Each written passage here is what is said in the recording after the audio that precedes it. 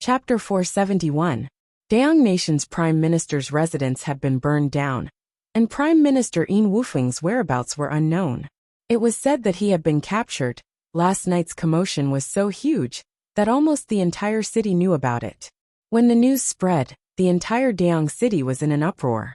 Everyone's topic immediately shifted from the princess's betrothal contest to this matter. Although the streets leading to the Prime Minister's residence had been sealed off, the commoners who wanted to watch the commotion could still see from afar that the once luxurious Prime Minister's residence had been reduced to a foul atmosphere. By the time they saw it, there was still smoke that had yet to be completely extinguished rising up, confirming the rumor that a fire had descended from the heavens and burned down the Prime Minister's residence. Daeong Nation was shocked, and so were the envoys from all the other nations. From time to time, messenger pigeons would soar into the sky above Daeong City, relaying the news back to their respective nations. In Daeong Nation's palace, the officials gathered to discuss the matter. The people who lived in the secluded courtyard in Baiwan Nation's embassy territory were all present. That hipster had some tricks up her sleeves. Hibiscus had already thoroughly fooled around with her. The two of them were lying on the lush green grass, whispering to each other. No one knew what they were plotting. Yu Qianqiu occupied the swing that originally belonged to the hipster. He closed his eyes and basked in the sun as he swayed gently on it. He held a jade archive in his hand and examined it. It was the jade archive that Lu Wanwan had given him. The vast amount of records in it showed that he had indeed put in a lot of effort into it. Perhaps he really did intend to bring it back to Huaxia. Yu Qianqiu had already handed over the kidnapped Een Wufeng and the other cultivators to Guan Yu for interrogation. It would be best if he could force some useful information out of them. Before he left, Yu Qianqiu had specifically instructed him that it was fine even if he used torture to extort a confession. Beside him, Zhang Peng shook the swing from time to time, not letting it stop. At first, he thought that Miao Yi had fallen asleep on the swing. But when he saw Miao Yi opening his eyes slightly to look at Hibiscus, Zhang Peng finally asked, "Mr. Ahem, I heard from His Highness that the Prime Minister's residence was burned down by a huge fire last night. There was also a huge battle, and hundreds of ordinary soldiers died. It seems that the Prime Minister has also disappeared. Mister, next time you have something like this, please take me with you." He immediately guessed that it was his master who did it. The sun was a little dazzling. Yu Qianqiu narrowed his eyes and looked at him. He said lazily, "There are too many people here. With your size, even if you cover your face, people will be able to recognize you at a glance. Don't worry, there will be plenty of opportunities in the future." Zhang Peng was speechless. He didn't expect that his good physique, which allowed him to charge and break through enemy lines on the battlefield, would become a burden. Yu Qianqiu closed his eyes and immersed himself in the vast amount of records in the Jade Archive once again. Een Baikong, who was at the final stage of the demigod stage, was actually the true ruler of the largest foreign nation, the Tuan nation. His grandson Een Wufeng actually ran over to the Daeong nation to become the prime minister. This was rather interesting. Speaking of which, Een Baikong was most likely the spirit-severing expert in the cultivation world, who had the most children. He was desperately sowing seeds in hopes of producing 1 or 2 children, with cultivating spiritual roots. However, up until now, even though he had many children and grandchildren, not a single one of them was able to cultivate. It was said that in recent years, he had resigned himself to his fate and stopped doing such things. After reading this news, Yu Qianqiu was a little depressed. He originally thought that by capturing his precious grandson, he could extort a huge sum of money. He didn't expect this old thing to have no less than 100 grandsons. He probably wouldn't care if 1 or 2 of them died. However, when he saw that among the old thing's grandsons, there were less than 10 who had any potential, Yu Qianqiu was delighted. No wonder Een Wufeng was able to become the prime minister of the Daeong nation. Een Baikong probably sold a lot of face to get it. Otherwise, Hua Zongming, who actually controlled the Daeong nation, wouldn't have agreed to it. This meant that the hostage in his hands was still worth some money. "Sigh, it's been a long time since I've done something like kidnapping and extortion. I didn't think I'd have the chance to do it again in this lifetime. Oh, this Im Baikong is one of the richest people in the cultivation world. I wonder how much this grandson of his is worth. Yu Qianqiu closed his eyes and smiled as he muttered to himself. Mister, what did you say? Zhang Peng didn't hear him clearly, and thought he was talking to him. Yu Qianqiu opened his eyes and smiled as he waved his hand. I'm not talking to you. He put away the jade archive in his hand, and took out the jade archive with the detailed topographic map of the Daong nation. He had to find an advantageous place to pay the ransom. He carefully examined the surrounding terrain of the Daong city, and finally determined the location to be a valley not far from the city. In the Daong nation's palace, Emperor Zhao Heng was having a headache from the quarrel of his ministers. The dignified prime minister of a nation had suddenly disappeared. This matter was getting out of hand. Moreover, it happened right when the princess was about to hold a martial arts competition to find a spouse. In the Golden Hall, although the ministers were righteously condemning the murderer and requesting for the prime minister to be found as soon as possible, everyone was muttering in their hearts. With the prime minister's residence in such a blood-soaked state, their beloved prime minister probably wouldn't be able to return. Hence, someone started saying that although the prime minister was no longer around, the affairs of the nation couldn't be left unattended for even a day. They had to find someone to temporarily replace the prime minister. Once the prime minister was found, he would be handed over to the prime minister. With that, the missing prime minister was immediately thrown aside. The ministers all wanted to recommend someone who represented their faction to temporarily replace the prime minister. This was because everyone knew that if the prime minister didn't return, the person who would replace him would probably become the real prime minister. Emperor Zhao Heng sat upright on the dragon throne with a sullen face, as he looked at the ministers who were on the verge of making a move. They didn't know, but he did. Yin Wufeng was a person with a powerful background. He didn't know how this matter would end. It wasn't the time to replace the prime minister. The few elders in the palace had already told him yesterday that this matter was no longer something the imperial court could interfere with. Once the cultivation world was done with it, he would make the final decision. Just when the ministers were in a heated argument, a report came from outside. A golden palace guard ran in and reported loudly while kneeling on one knee.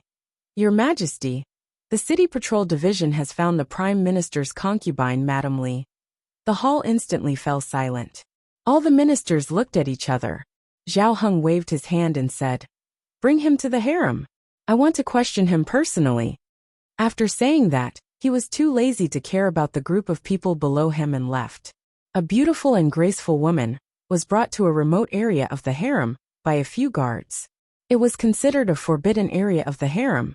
It had its own gate and courtyard, and there weren't even any guards. When she reached the gate, the guards stopped and invited her to enter alone.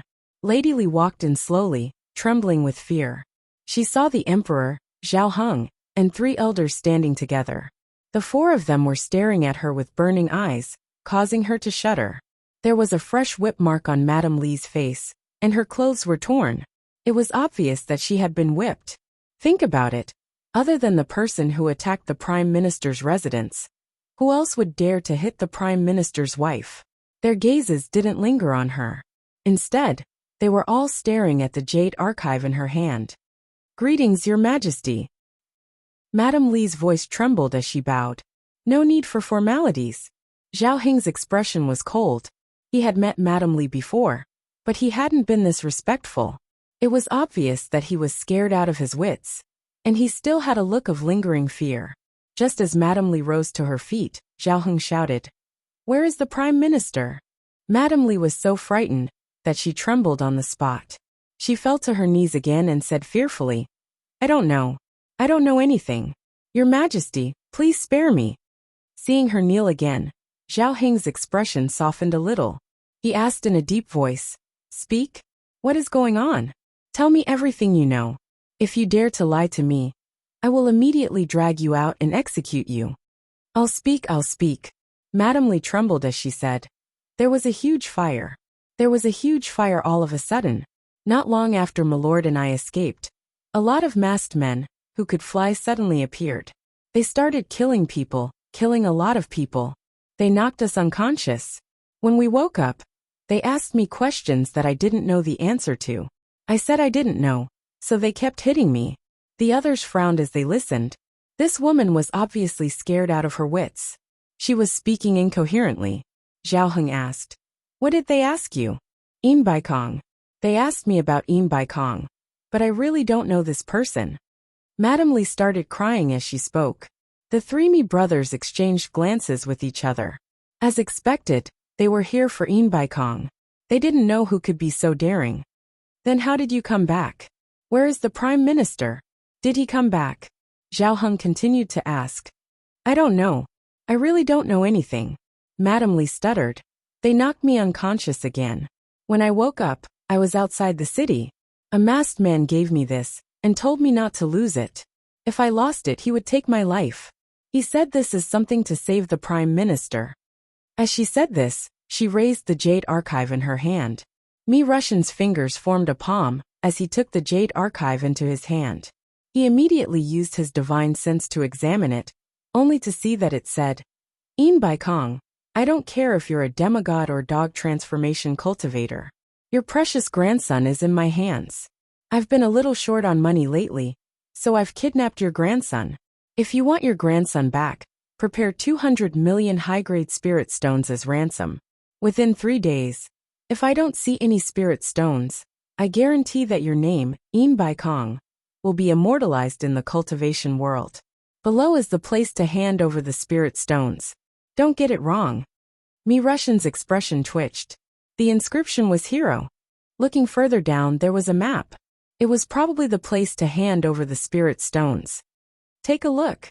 Mi Russian didn't know what to say after reading it. He passed the jade archive to his two brothers. The two of them were speechless after reading it. The jade archive returned to Mi Russian's hand. "Let her go. We won't be able to get anything out of her." Mi Russian waved his hand. Zhao Heng immediately had someone take Madame Li away. He then asked, "High Priest, what's inside?" "Hee. Someone must have eaten a bear's heart and leopard's gall. They kidnapped Im Bai Kong's grandson and blackmailed him for spirit stones." Mi Russian laughed coldly. In his heart, he was wondering which lunatic did this. How could Im Bai Kong's money be so easily extorted? Zhao Heng also knew what kind of person Im Bai Kong was. He was shocked and asked, "Who? Who did this?" The word hero came out of Mi Rahai's mouth. Mi Ruchuan laughed and said, "Hee.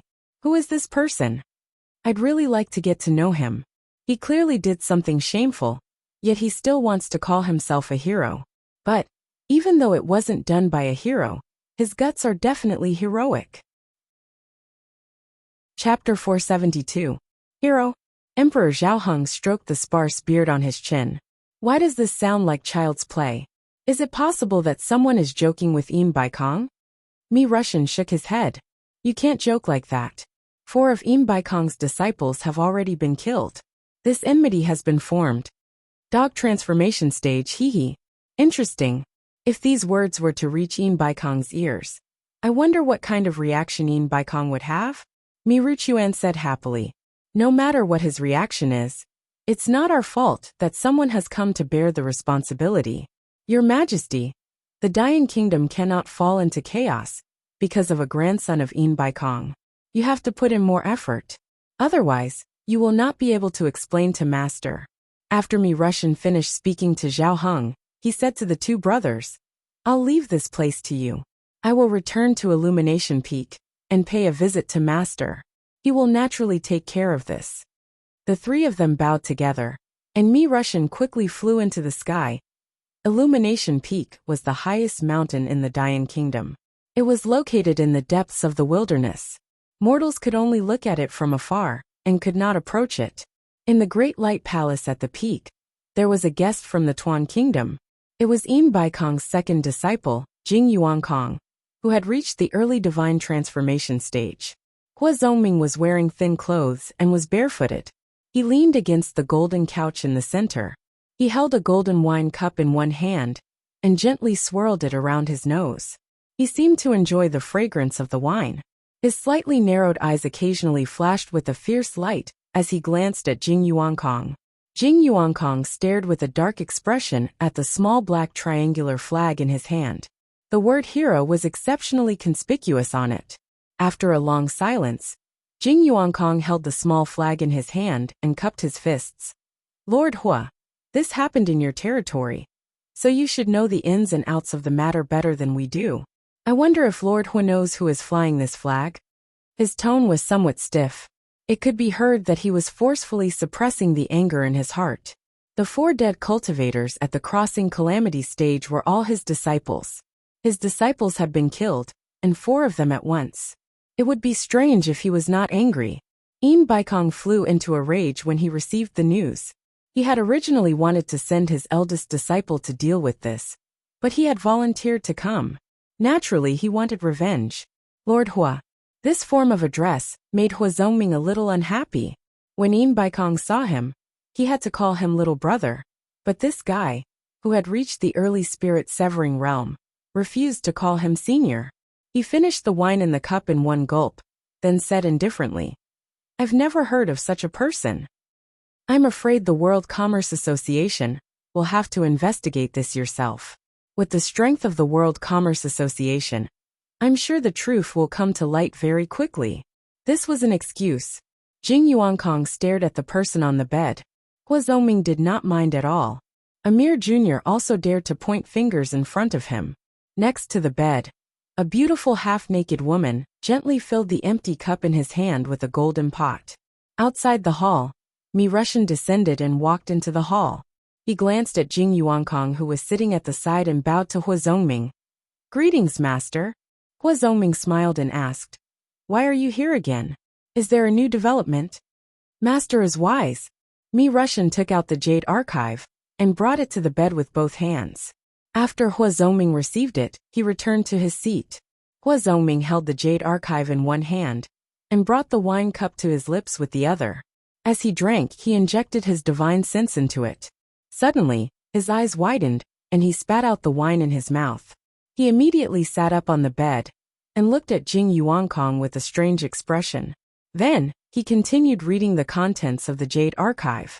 Russian did not seem surprised at all. Jing Yuankong, on the other hand, looked at the pair of master and disciple with a puzzled expression. He did not know what was inside the jade archive to make Hua Zongming lose his composure like this. He could not help asking, Lord Hua, does it contain information about Yin Wufeng? Cough cough. Hua Zongming tossed the jade archive over. Take a look for yourself. Jing Yuankong caught the jade archive and looked at him doubtfully again. He then injected his divine sense into it. Hua Zongming looked at him from the corner of his eyes with a smirk, as if he was watching a show. As expected, Jing Yuankong's expression changed drastically and turned livid. He then roared, How dare you, scoundrel! How arrogant! His voice shook the great light hall. Hua Zongming immediately said in a cold tone, Jing Yuankong, do you think this is the World Chamber of Commerce? Is this a place where you can roar as you please? Jing Yuankong forcefully suppressed his rage and cupped his fists. Lord Hua, please don't blame me. I lost my composure for a moment. I'll have to discuss this matter with my master. I might have to trouble you again in the future. I'll take my leave now. Sigh. Forget it. I understand how you feel. You should go back and persuade your master to prepare the spirit stones as soon as possible. Otherwise, it'll be hard to say if things get out of hand. Go go.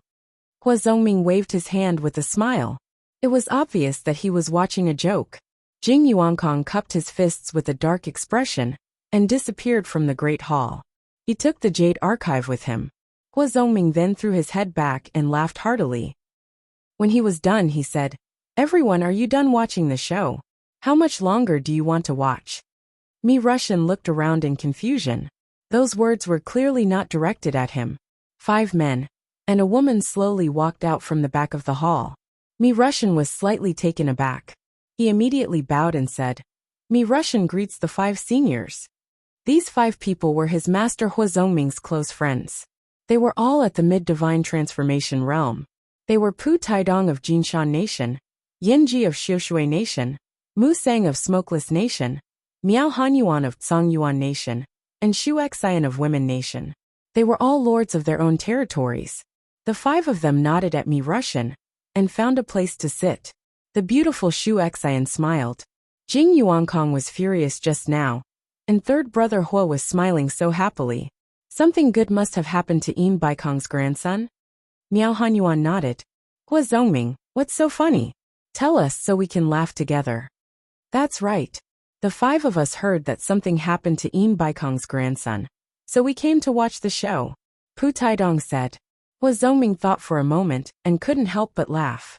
He walked down barefooted and said, I've been trying to guess what happened to Yin Baikong's grandson. I even suspected that Yin Baikong was the one who did it, trying to mess with me again. Otherwise, how many people in the cultivation world would dare to touch Yin Baikong's grandson? Who knew? Haha. Unbelievable. The five of them looked at each other. Actually, even though they didn't say it out loud, they were worried that Yin Baikong was up to something. That was why they rushed over. They wanted to support Hua Zongming at the crucial moment, so that he wouldn't suffer at Yin Baikong's hands. The relationship between the five of them was one where they would all suffer together, one prosper together, and they would rely on each other. Shu Xian's bright eyes flickered as she said, Third brother Hua, don't play riddles with us. What's going on? Hua Zongming laughed and said, Yin Baikong's grandson was kidnapped. That jade archive just now, it's a kidnapper. His granny, why does it sound so weird? When did kidnappers appear in the cultivation world? I'm dying of laughter, hee. Kidnap? The five of them asked in unison. They looked at each other in dismay. Someone actually dared to kidnap Yin Baikong's grandson? That's right. It's a kidnap. The kidnapper specifically asked Yin Baikong to pay 200 million high-grade spirit stones in exchange for his grandson. Otherwise he would teach Yin Baikong a lesson. Strong, this kidnapper is too strong. Hua Zongming pointed at me Russian and said, Russian, read the contents of the Jade Archive to the seniors. Yes. Me Russian bowed. After thinking for a while, he immediately repeated the contents of the Jade Archive without missing a single word. When the five of them heard it, they all laughed so hard that they staggered from side to side. Even Yen Ji, who kept a straight face, was no exception. Pu Taidong laughed breathlessly and said, Hua Zongming, this happened in your territory. Don't tell me you don't know who did it. Quick, tell us who did this. He's too talented. If I don't make friends with him, I'll be letting myself down. Yes. Quick, tell us.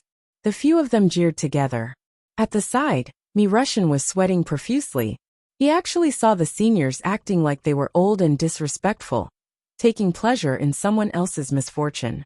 Hua Zongming spread his hands and shook his head, saying, To be honest, I really don't know who dared to do this. If you don't believe me, I can swear to the heavens. When the five of them heard this, they were stunned. Mu Sang asked doubtfully, In the cultivation world, the number of people who would dare to do such a thing to Yin Baikong can be counted on one hand. Everyone think about it. Who could be the culprit? The five of them immediately fell into deep thought. Miao Hanyuan recalled the contents of the Jade Archive and said, Yin Baikong, I don't care if you're a demigod or a dog transformation cultivator. I've been a little short on cash lately, so I kidnapped your grandson. As he said this, he couldn't help but laugh and said, To dare to say such things to Yin Baikong. It's obvious that you're not afraid of Yin Baikong turning against you. But I really can't think of anyone who would say that. It's one thing to call Yin Baikong a dog, but to actually call him his father. I think this person is a lunatic.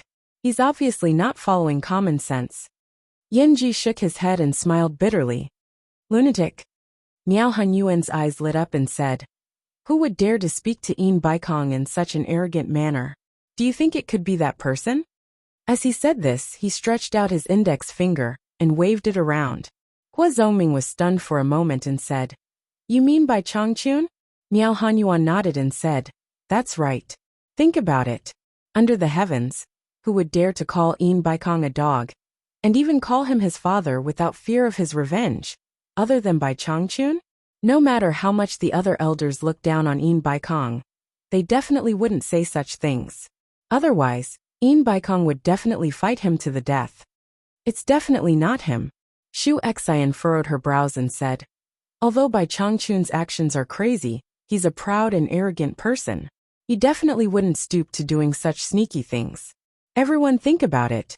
If he asked Een Baikong to fork out 200 million high-grade spirit stones, Een Baikong would definitely be more than happy to do it. He might even personally come knocking on his door to pull some strings. Would he even need to kidnap Een Baikong's grandson? The others nodded in unison, thinking that it made sense. Bai Changchun definitely wouldn't stoop to doing such a thing. Hua Zhongming waved his hand and said, "Everyone, don't make wild guesses. You won't be able to guess it. Didn't you say to pay the spirit stones in 3 days to redeem him? When it's time to collect the spirit stones, he'll have to show himself, right? Let's go and take a look. Won't we know who it is then?" Chapter 473. Een Baikong has many children and grandchildren. Do you think he would fork out 200 million high-grade spirit stones for a commoner's grandson? Yan Ji shook his head. The kidnapper's asking price is too high. He's demanding an exorbitant price. Who told Een Baikong's Tianxia Chamber of Commerce to be so rich? If we don't demand an exorbitant price from him, who should we target? Xu Xian covered her mouth and laughed. This isn't a question of how much a grandson is worth. The key is that with so many children and grandchildren watching him, Een Baikong has no choice but to pay. The few of them thought of Een Baikong, a famous old stallion in the cultivation world, and couldn't help but laugh. Pu Taidong suddenly waved his hand. I think we shouldn't be the only ones who know about this. Since we want to watch the show, let's make it bigger. Let the entire cultivation world see if Een Baikong, that old fox, is willing to fork out this sum of money. Whenever I think of this old fox scheming against others, I get annoyed. I have to publicize it for him. That's not a good idea.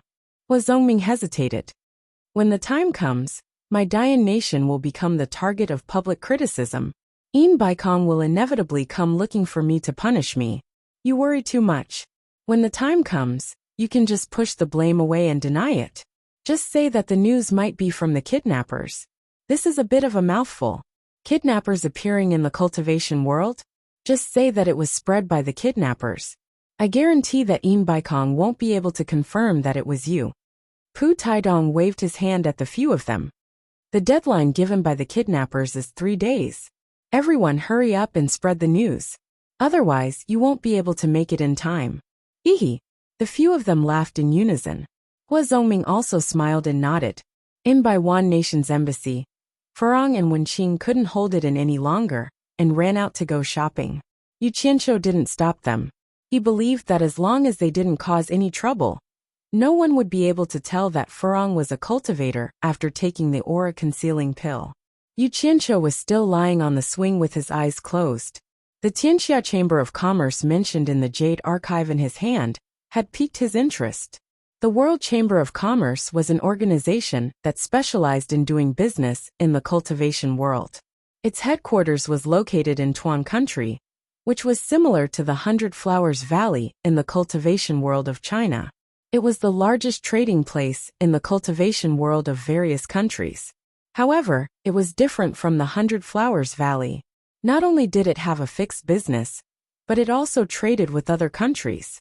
It could also be said that they would do whatever it took to make money.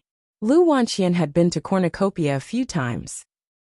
Cornucopia was the headquarters of the World Commerce Association. The Jade Archive recorded the unusually flourishing trade scene in Cornucopia. It was far livelier than the one in the 100 Flowers Valley.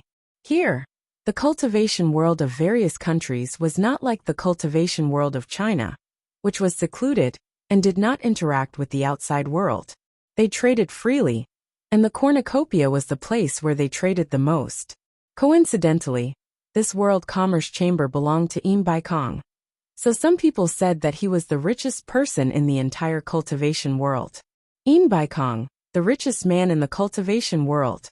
Yu Qianqiu smacked his lips twice. He felt like drooling. He couldn't help but think of all the ways to make money from his previous life. He had already made up his mind.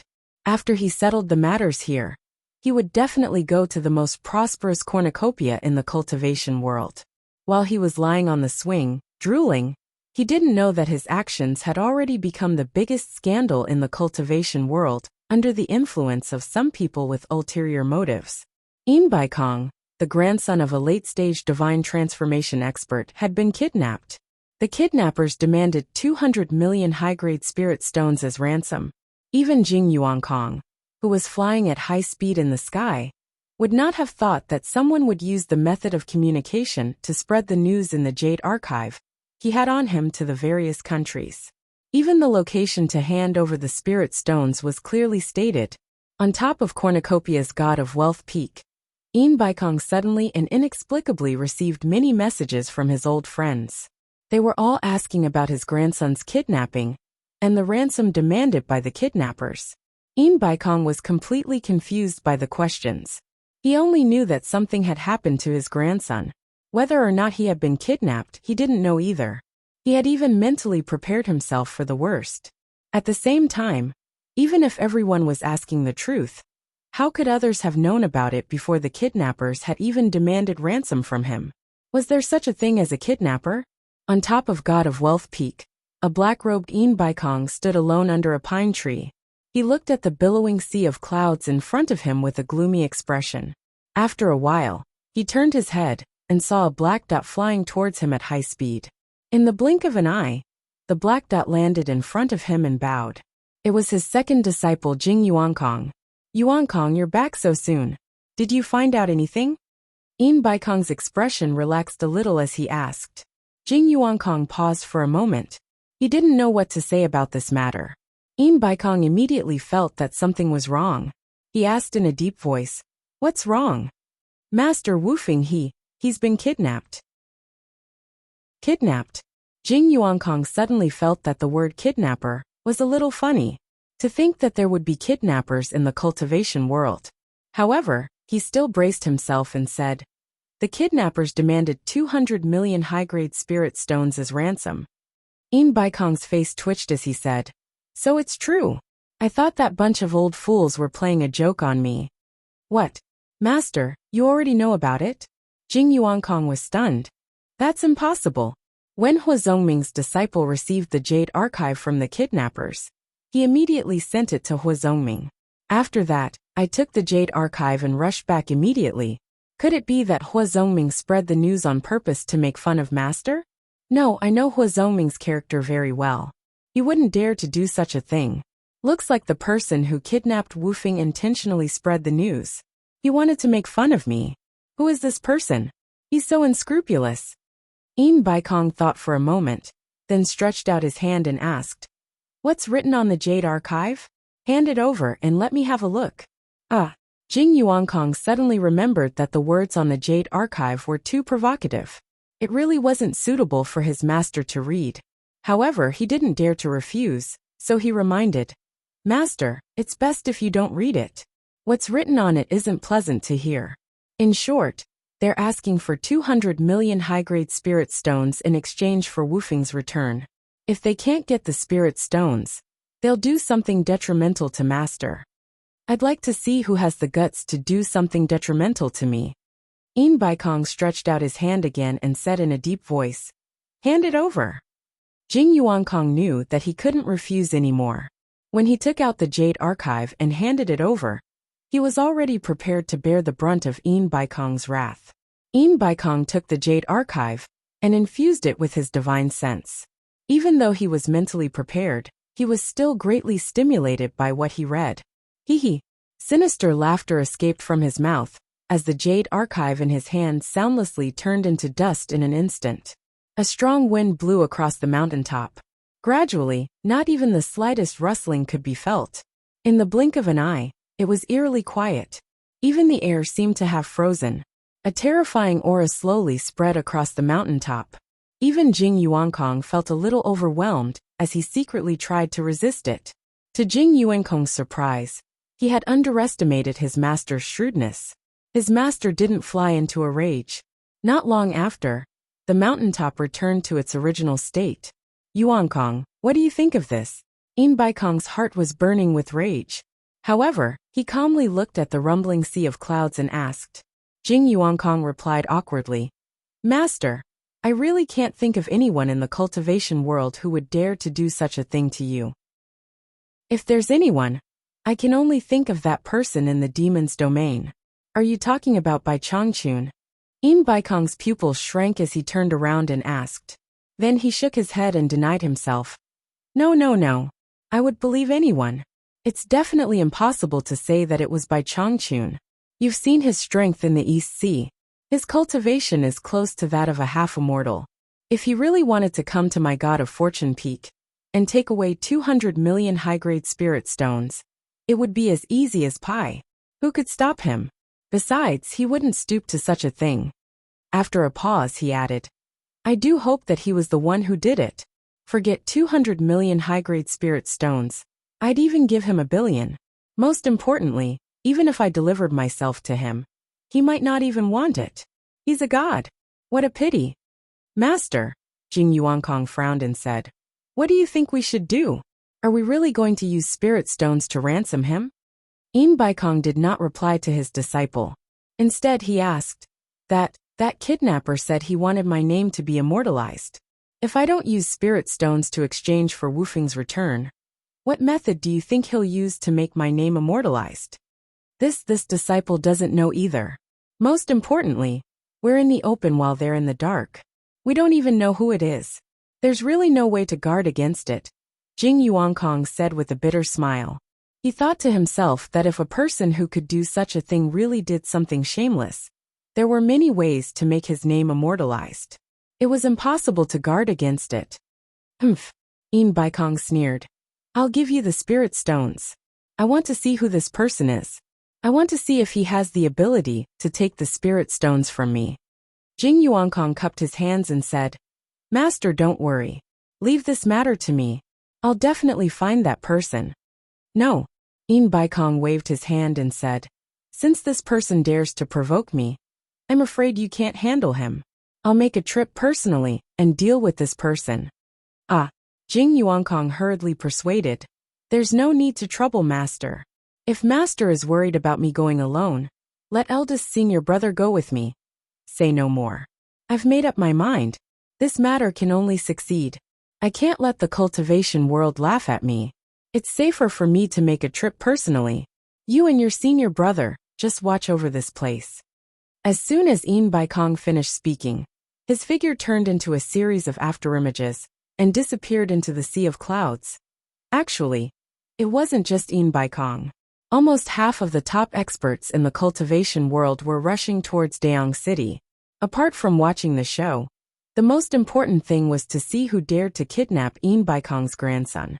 Now that such a big thing had happened, there might be another change in the cultivation world. The war over there was not over yet. They had to be concerned. Although Yu Qianqiu's matter was big, he only wanted to quietly make a fortune. In his calculations, he believed that In Baikong would not reveal such a shameful matter.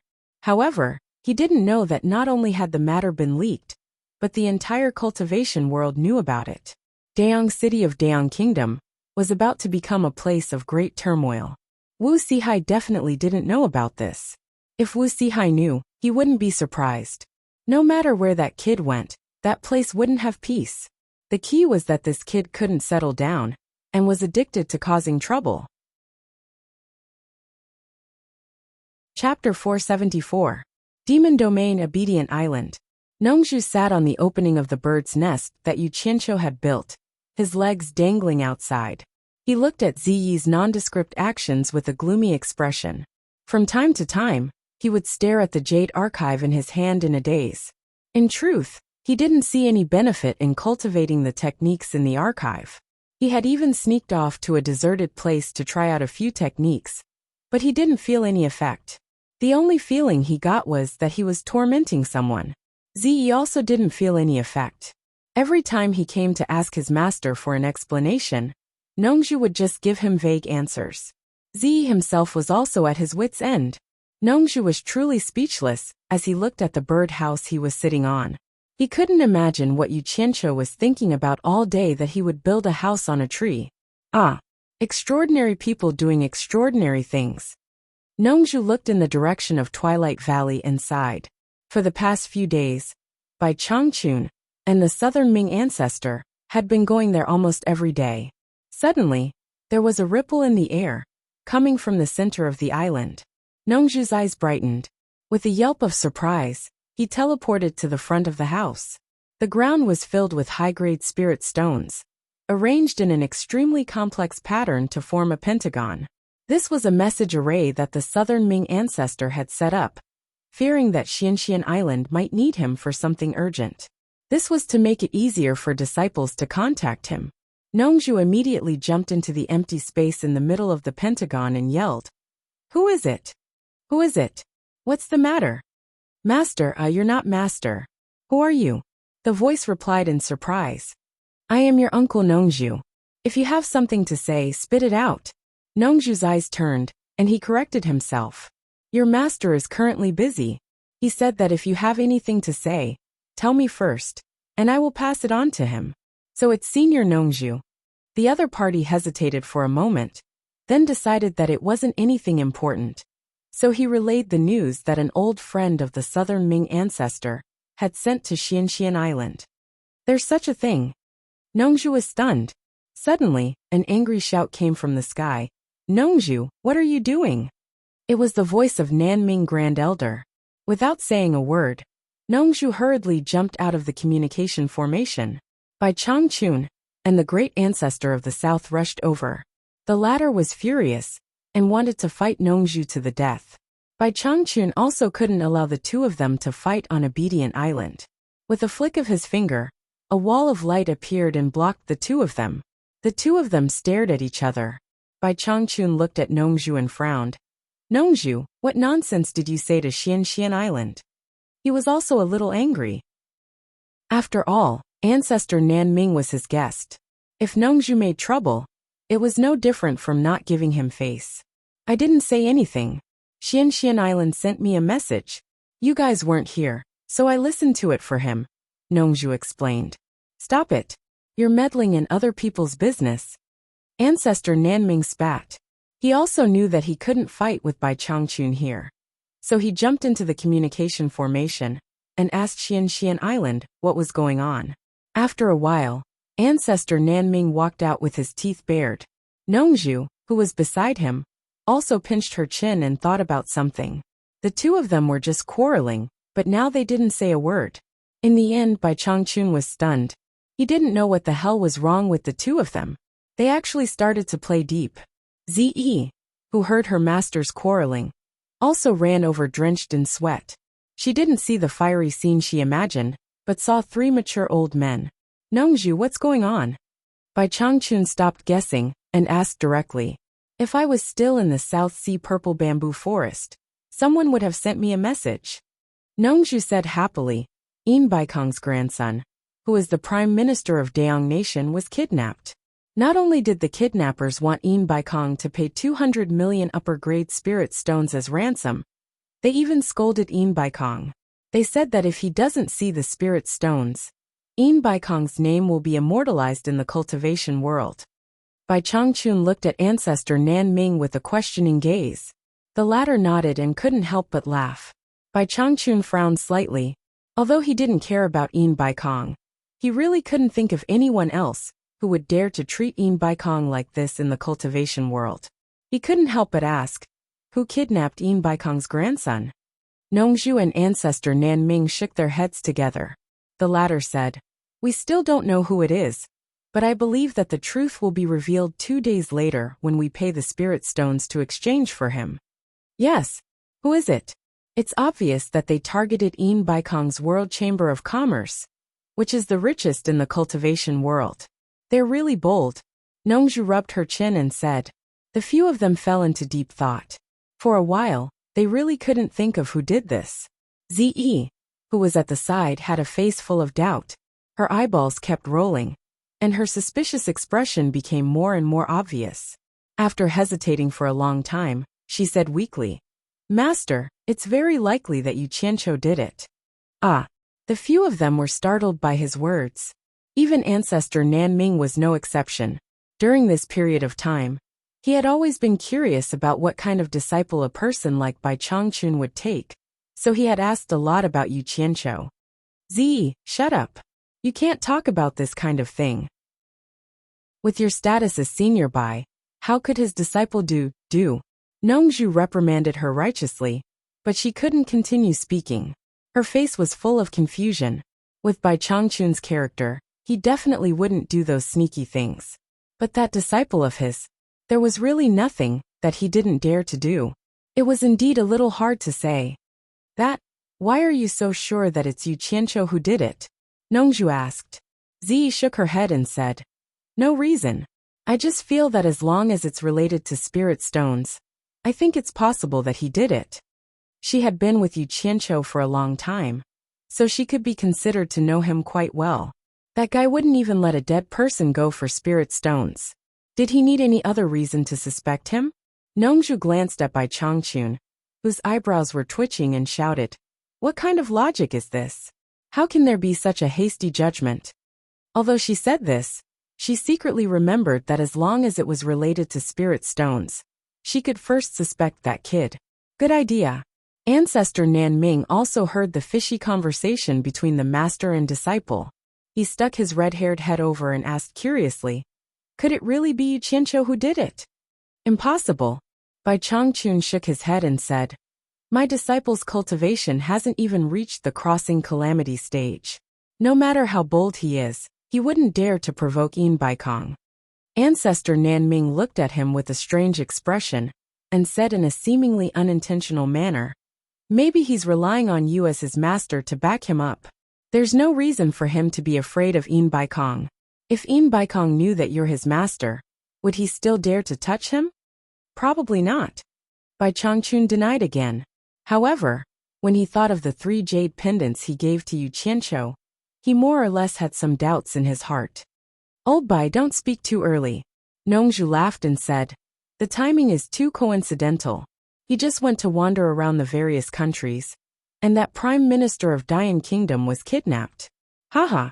Moreover, I can't think of anyone who would have the guts to touch Yin Baikong's people. Your disciple is extremely bold. This has nothing to do with the level of cultivation. Nonsense. Bai Changchun swung his sleeves and turned around to return to the big house. The 3 of them looked at each other in dismay. Nongzhu swayed a few times with his hands behind his back and nodded slightly. No way. How can I miss such a lively event? I want to see who the culprit is. Master, I'll go too. Ziyi happily pulled his sleeves. What are you going to do? Nongzhu asked. Ziyi said plausibly. I'm going to find Yu Qianqiu and ask him if he's the one who did this. Stay here obediently. If you dare to run around, don't say that I don't recognize you as my disciple. Nongzhu angrily said in a loud voice. It was unknown how many times this girl mentioned Yu Qianqiu every day. Nongzhu faintly felt that something was wrong. He subconsciously avoided that confusing thought, and didn't want to poke through that thin layer of window paper. Ziyi's mouth slightly pouted. She didn't dare to beg again when her master was angry. She could only watch Nongzhu fly away quickly. Ancestor Nan Ming grabbed his red beard and looked outside the house thoughtfully. On Wuji Island, the cultivators of various countries received a decree at the same time. They were asked to investigate whether there was an organization or a person called hero in the cultivation world of China. In Wuji Palace, Yin Baikong's disciple Chang Mandong was the first to question. Young Palace Lord, I heard that you had a group of people called Hero in the past, right? I heard that Ang Kuang-sung was defeated by your hero? Now, with the support of Man Hu and his fellow disciples, Yin Juexing's status in Wuji Island was higher than his father's. He basically had the right to make decisions on all matters. Hero. Yin Juexing had a cold smile on his face. Before this, Man Hu had already told him about what happened in Dian Kingdom and asked him about the hero. Yin Juexing's answer was the same as his answer to Chang Mandong. That's right, the hero is my people. These people are all on the island as you can see, but they have absolutely nothing to do with the hero of Dian Kingdom. Yen Bugui, who was sitting in the middle, looked at his son without batting an eyelid. He didn't understand. They obviously did it in the name of the hero. The real hero was definitely not them. But why did his son admit that he was the hero? Although he had doubts in his heart, he wouldn't expose his son's background. Now that the father and son were relying on each other, they had to speak the same words. In front of a group of wolves, the only way for father and son to protect themselves was to unite. In other words, Someone deliberately used the name of the hero to cause trouble in Dian Kingdom? Chang Mandong frowned. He also believed what Yan Juexing said was true. The cultivators of various countries on the island were monitoring each other. It was impossible for Yan Juexing to send people to cause trouble under everyone's eyes. Moreover, the father and son of the Yan family needed their support. How would they dare to undermine them now? Chapter 475. Senior Chang, I think there are two possibilities. Yan Juexing slowly walked in front of him and said, First, someone wants to use the hero's name to cause trouble and sow discord between us. Second, there might be a person or organization with the same name as the hero. Senior Chang, what do you think? It's also possible. Chang Mandong said perfunctorily and turned to leave Limitless Palace. The others also slowly dispersed. No one expressed any doubts. Obviously, like Chang Mandong, they all agreed with Yan Juexing's words. Regardless of whether this news was important or not, it had to be spread back to the various countries. Most of the people in the hall gradually left. Yan Bugui gave his son a look. Once the father and son arrived at the secret chamber of the back palace, Yan Bugui couldn't wait to ask, Xinger, what's wrong? The real hero is obviously not us. He was stunned by his own words. It was as if he was saying that the father and son were not the real hero. What I mean is, why do you have to take the blame for the hero? Yan Bugui explained. Take what blame? Yan Juexing said indifferently. For the Chinese cultivation world, it doesn't matter if we are the hero or not. Are we still afraid of their revenge? Anyway, we have to fight to the death. It doesn't matter. For the Dian Kingdom, what does the hero there have to do with us? There's no need to say that the hero is us. I don't understand what you mean. Do you have other plans? Yan Bugui asked. Father, if I say it's not us, do you think we can clean up with those people in such a short time? Directly admitting it will remove the suspicion of us and the Dian Kingdom. Yan Juexing squinted his eyes and said, Also, father, did you notice something interesting? Yan Bugui nodded silently and agreed with his son's words. When he heard the latter part, he slightly paused and said, What interesting thing did you notice? Yan Juexing thought for a while and said, Recently, I received news that Yu Qianqiu led a few hundred people to kill more than 1,000 people from the Daluo sect. And Yu Qianqiu even defeated 2 experts at the final stage of the tribulation passing stage. To be honest, when I heard this news, I was very shocked. That's right. This news can be confirmed. I've also heard about it. Yan Bugui nodded and said, I also heard that Yu Qianqiu has left the Cultivation Alliance and is now missing. That's the problem. Yan Juexing sneered. Father, don't you think it's strange?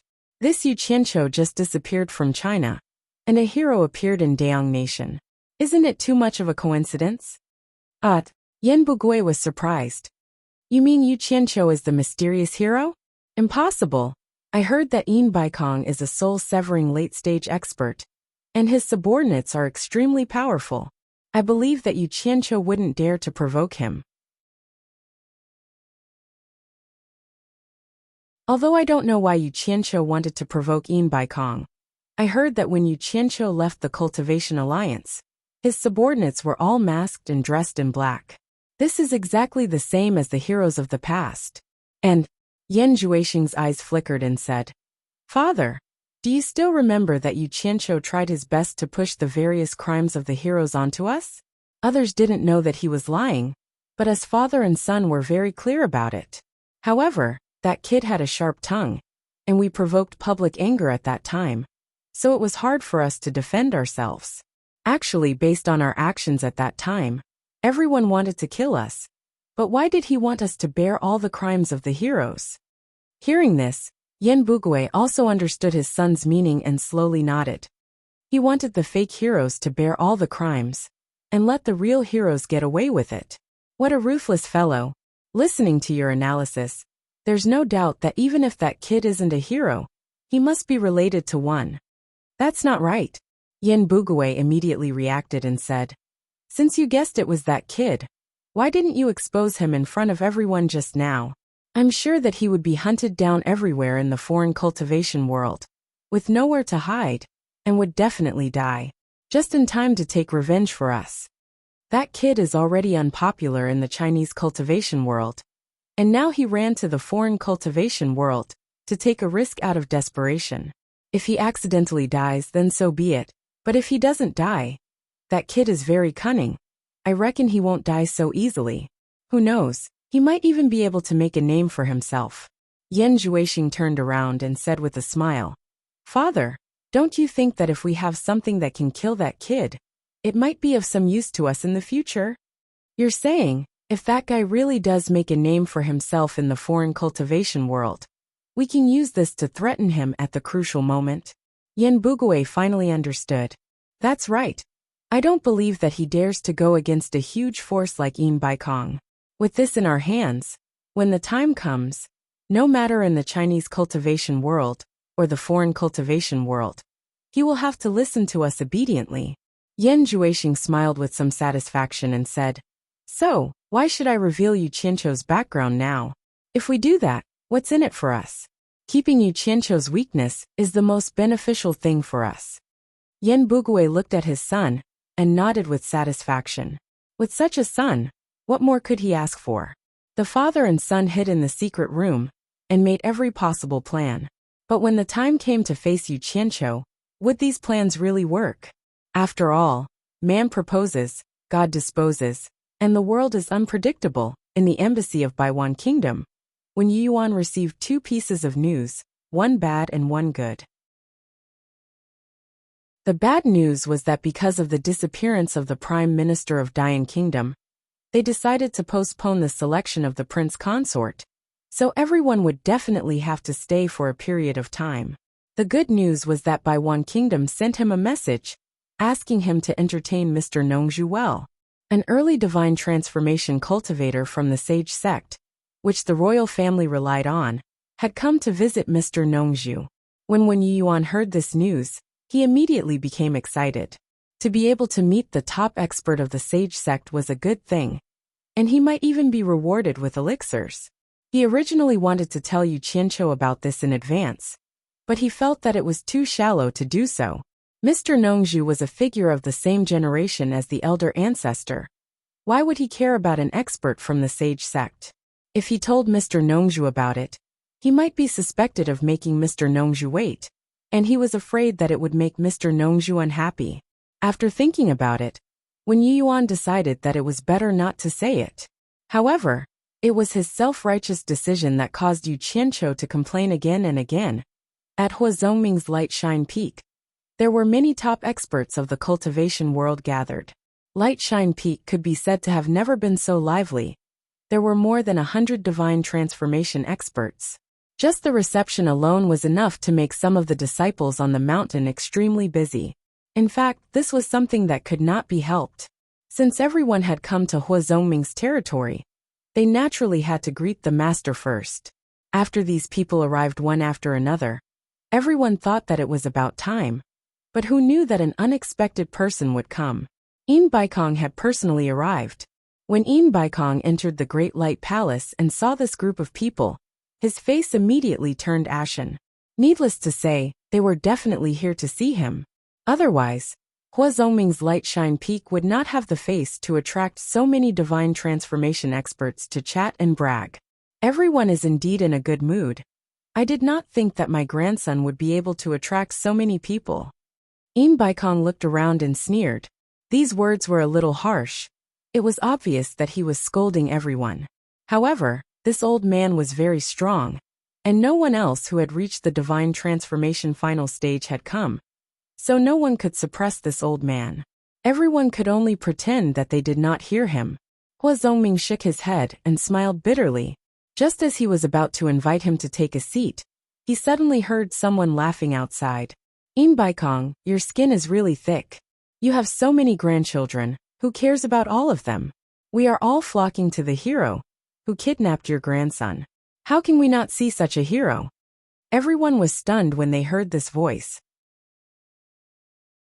There were not many people in the cultivation world who dared to talk back to Yin Baikong, but from the familiar tone, they immediately thought of who it was.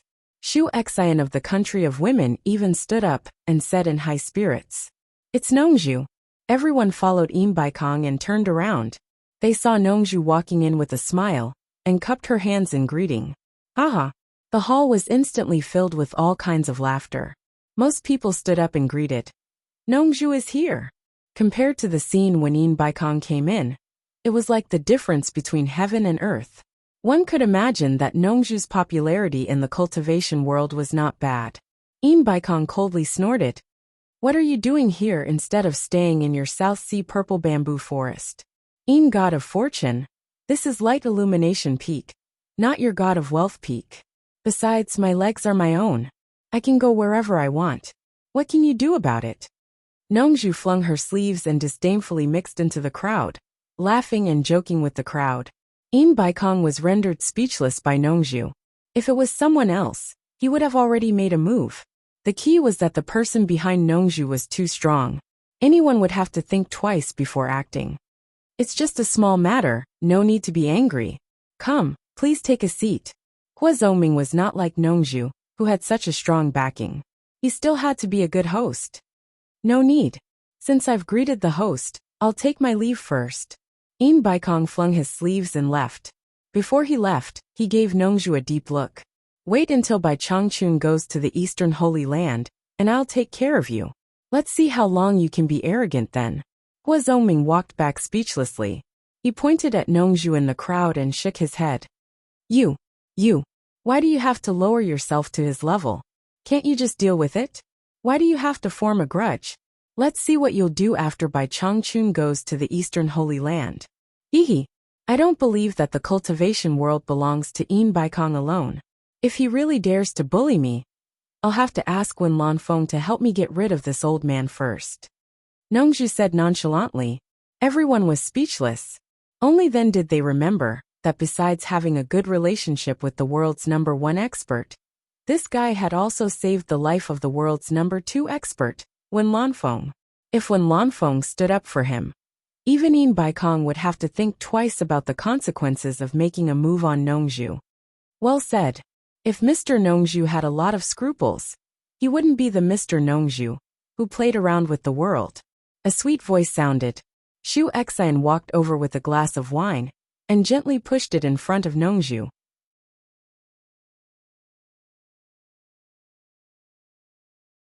Chapter 476. Nongju was in a daze, while Shuxin looked at him shyly and affectionately. A glass of wine was placed between them. It was not the aroma of wine, but thousands of strands of love, trying to entangle Nongju. The group was silent, and they all looked at Nongju. The past between the two of them was no longer a secret among this group of people. Nongju not only had a high cultivation in the cultivation world, but he was also famous for his flirtatiousness. Besides, he was born with an extraordinary appearance. Few women could escape from his claws when he stretched out his little claws. Everyone knew that Nongju was Shuxin's lover, and they had a good time. However, Nongju was too much of a playboy.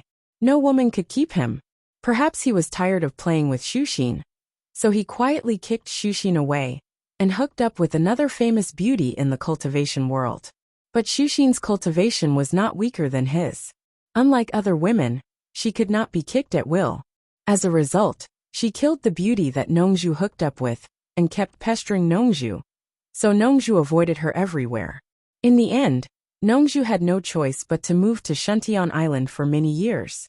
Bai Changchun's demon domain was not a place that anyone could break into, but Shuxin risked her life to break into it.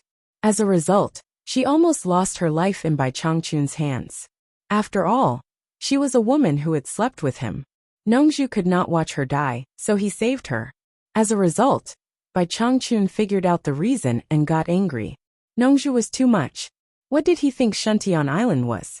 As a result, the adulterous couple was kicked out of the demon domain by Bai Changchun. Nobody knew what happened.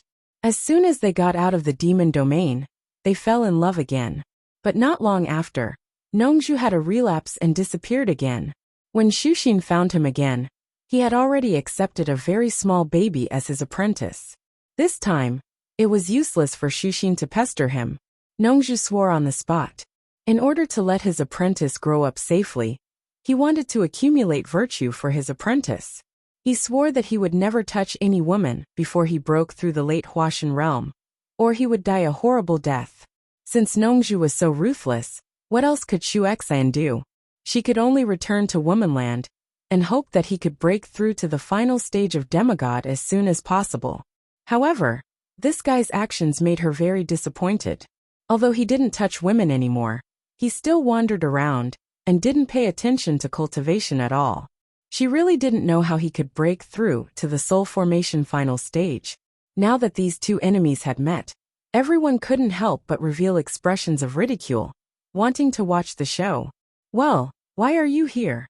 Nongju smiled awkwardly. Shu Xian's eyes flickered. She bit her lips and said, I haven't seen you for a long time.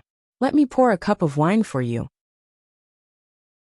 May you remember that we used to depend on each other. This was simply a naked confession in front of everyone, without any reservation. There's wine, there's wine. There's no need to trouble yourself. Nongju reached out to grab the wine glass on the table, but someone slapped him hard on the back of his hand and shouted, Get your hands off it. It's mine. He wanted to grab the other cups, but found that they were all taken away in an instant. Nongju looked around, and suddenly found that he had entered a wolf's den. Everyone was staring at him fiercely. It seemed that if he didn't drink a cup of wine, he would offend everyone. A group of beasts. Nongju cursed in his heart. He took the wine glass from Shu Xian's hand and drank it up. After thanking her, he returned the glass to her. Seeing that she seemed to have something to say, Nongju hurriedly made an obeisance to the crowd and said, I almost forgot that I still have something to do. I'll leave first. As soon as he finished speaking, he disappeared. Shu Xian was stunned on the spot. There was a burst of laughter in the hall. That guy claimed to be free and unfettered. Finally, he seized the opportunity to disgust him. After the laughter, they found that they were surrounded by people who didn't get along well with them. Immediately, they looked around the hall coldly and found their lovers to chat with. This movement greatly touched the crowd. Just think about it. Only Nongju, who didn't seek fame or fortune and had no desires, could be so popular. After teleporting, Nongju immediately flew in the direction of Deyang City. He was very depressed. If he had known that Shu Xian was here, he wouldn't have gone to Guangguang Peak. After flying for a short distance, he heard someone shout behind him, Mr. Nongju, please wait a moment. Nongju looked back and recognized the person. It was the rising star of the One family of Baiwan Kingdom, Wenrui, an early divine transformation cultivator. She had seen him in the Great Light Hall just now, but she didn't have time to greet him as she was in a hurry. She stopped and asked, Wenrui, what's the matter? Are you going to Deyang City? Wenrui asked with a bow. Yes. Nongju asked suspiciously, what's wrong? Is there a problem? I guessed that you are also going to Deyang City, so I said goodbye in advance and came to catch up with you. I want to go to Deyang City with you, Wenrui said with a smile. Oh, then let's go together, Nongju said indifferently. So the two of them flew together and soared high up in the sky. Wenrui said as he flew, recently, I learned that the younger generation of the Wen family had accidentally offended you. I am very grateful that you did not take it to heart. What do you mean? Nongju was a little puzzled by his words. Wenrui said with a smile, you don't have to hide anything for the younger generation. They have already reported everything back to Baiwan Kingdom. Since you are not going to pursue it, I will not pursue it either. Nongju was already flying in the clouds and his words were completely out of place, so she was completely confused. Then she heard him say, oh yes, you are staying in the embassy. Did they treat you poorly? These words were like a dose of refreshing medicine that made Nongju's thoughts quickly become active. She squinted her eyes and a sharp cold light flashed across them. She casually answered Wenrui, but in her heart, she snorted coldly. It seems that someone is impersonating me. This Deyang City is really strange. Not only did someone kidnap Yin Baikong's grandson, but there is also someone impersonating me. When these two things were linked together, Nongju was slightly startled. She thought to herself, could it be that these two things were done by that kid? Otherwise, why would that guy impersonate me out of all people? He already had a plan in his heart. If the person impersonating him in Baiwan Kingdom's embassy was really Yu Qianqiu, Then there was no doubt that Een Baikong's grandson was kidnapped by that guy. With this thought, Nongju could not help but look forward to it. A trace of a smirk appeared on her face. She was anxious to see if that person was really that kid. Not long after, both of them landed in Baiwan Kingdom's embassy. The sudden appearance of the two surprised the guards in the residence. Wen Yuan did not know who they were. Fortunately, Wenbai knew Wen Rui, and avoided a misunderstanding. Wen Rui felt a little strange. Why did these two juniors seem to have never seen Nongju before? Didn't they say that both of them had dealings with Nongju before? He could not help but ask, Mr. Nongju. Nongju raised his hand, and stopped him from continuing. He smiled faintly and said, Please take me to see Mr. Nongju. He and I are old friends. Wen Rui immediately let out an ah. He did not know what he was up to. Wen Yuan and Wenbai did not dare to be negligent. They immediately bowed to accept the order and led the way. The small courtyard was green and quiet. Usually, no one would dare to disturb it. However, a series of footsteps broke the tranquility of the small courtyard. Zhang Ping immediately turned around and shouted, How dare you? Who dares to trespass here? Suddenly, he saw two cultivators with storage bags following behind Wen Yuan and Wenbai. Zhang Ping's pupils shrank slightly. He could not see through their cultivation. Nongju glanced at Zhang Peng, and her eyes fell on the swing. There was a person lying on it. He did not even open his eyes, and looked completely calm in the face of chaos. To Nongju's surprise, this person was not Yu Qianqiu. Wen Yuan was about to explain when he heard Wen Rui shout in a deep voice, Who are you two? He also had a vague idea of what was going on. Who is shouting here? Yu Qianqiu slowly opened his eyes and turned his head to look. It would have been fine if he did not look, but when he did he was shocked. He immediately jumped up from the swing and stared at Nongju. Nongju's shocked eyes gradually melted, and a trace of a smile appeared on her face. Yu Qianqiu's voice, Yu Qianqiu's figure, Yu Qianqiu's cunning eyes, and the unfathomable cultivation. This guy actually disguised himself. If it were not for his jump and his voice, he would have almost deceived himself.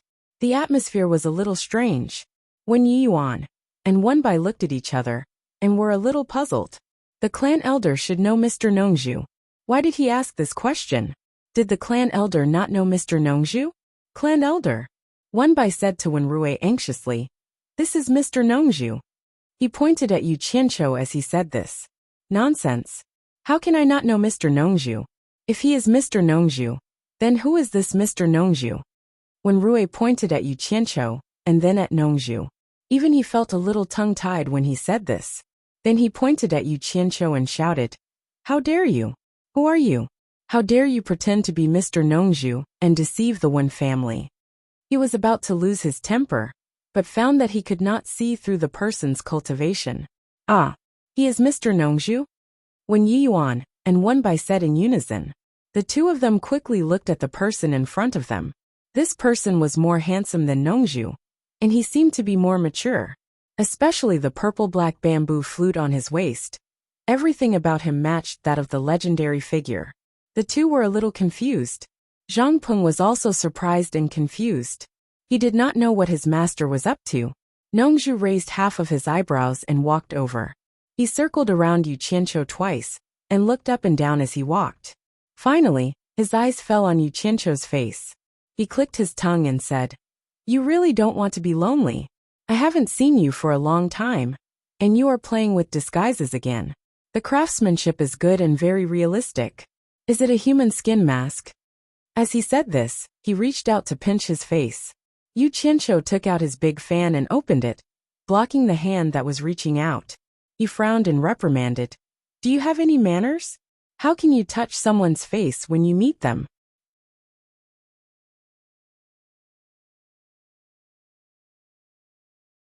Chapter 477. You don't even have the face to see others. Why do you care if they touch your face? Nongju chuckled. You are the one who doesn't have the face to see others. Yu Qianqiu glared at her and waved his fan. Come with me to the Moon Clan if you can. Let's see who is the one who doesn't have the face to see others. Nongju's smile froze on her face. She subconsciously looked back at the stunned crowd. and lost the mood to bicker with him. She quickly changed the topic and said, "You could impersonate anyone. But why did you impersonate me? It's fine if you pretend to be me. But shouldn't you at least make it look real? This kind of virtue is simply ruining my reputation." She looked up and down at Yu Qianqiu with disdain. He was wearing a brocade robe and holding a huge golden folding fan. The most disgusting thing was that the golden fan was covered with a bunch of rich peonies. He looked exactly like a nouveau riche. What a joke. Pretend to be you? Who said I am pretending to be you? Yu Qianqiu refused to admit it. Nongzhu made him feel that she was his nemesis. When he was unhappy, he might call Nongzhu Senior in front of his master. Now he just called her Yu. Huh? Is there a second Nongzhu in the cultivation world? Nongzhu snorted and said, "Everyone in the house calls you Mr. Nongzhu. Am I talking nonsense?" Yu Qianqiu's expression didn't change as he said, "That's what they called me. You can ask them. I never said that I was Mr. Nongzhu. They just misunderstood." What he said was equivalent to admitting that he was not Mr. Nongzhu. The expressions on Wen Yuan's and Wen Bai's faces collapsed in an instant. Their last glimmer of hope was shattered. Come to think of it, Nongzhu had been hinting that he was Mr. Nongzhu. He had never said that he was Mr. Nongzhu. Now they suddenly realized that the person who had been worshipping for so long was an imposter. The two of them were a little stunned. Although they didn't dare to say anything in front of the elders, they were very angry. When Rui, who had a gloomy expression at first, calmed down after knowing that this person was a fake.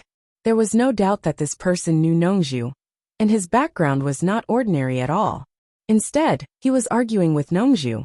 Now there was no need to pursue the matter.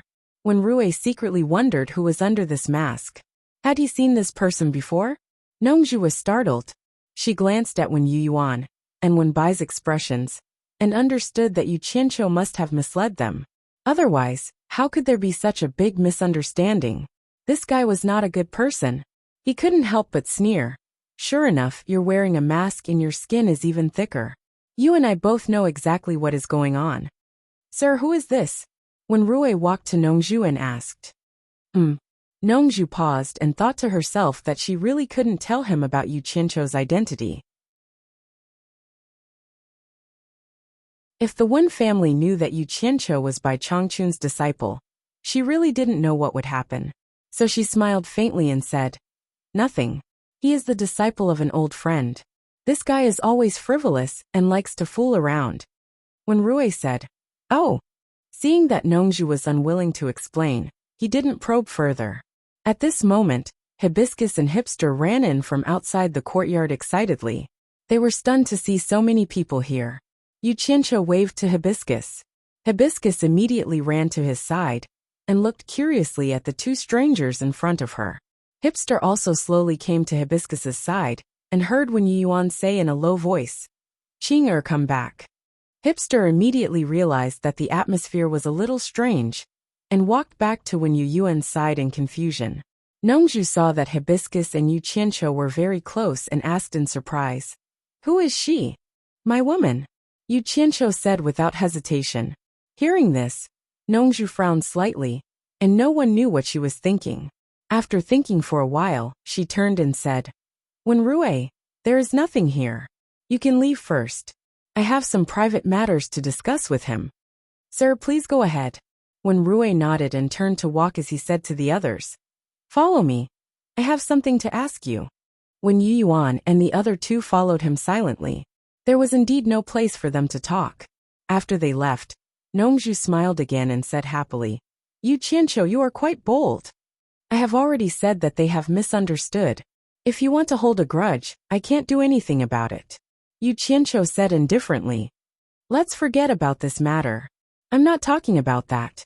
Nongzhu waved her hand and said, "I said you are bold because you even dared to kidnap Yin Baikong's grandson. I'm afraid you still don't know what kind of person Yin Baikong is." "Yin Baikong? Who is Yin Baikong?" Yu Qianqiu's words were calm, but he was shocked. "I did this without anyone knowing. How did this guy know?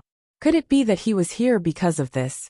At first, Yu Qianqiu thought that Nongzhu's arrival was purely a coincidence. However, Nongzhu actually said that he was the one who kidnapped Yin Baikong. This was a serious problem. From what he had seen in the Jade archives these past few days, Yin Baikong was indeed not a person to be trifled with. No matter how he thought about it, he felt that there were no loopholes in his plan. Yu Qianqiu deeply suspected that this guy was very cunning. Maybe he was trying to trick him. Just keep pretending. Nongzhu snorted and said, I'm just reminding you that this matter has already spread to the entire cultivation world.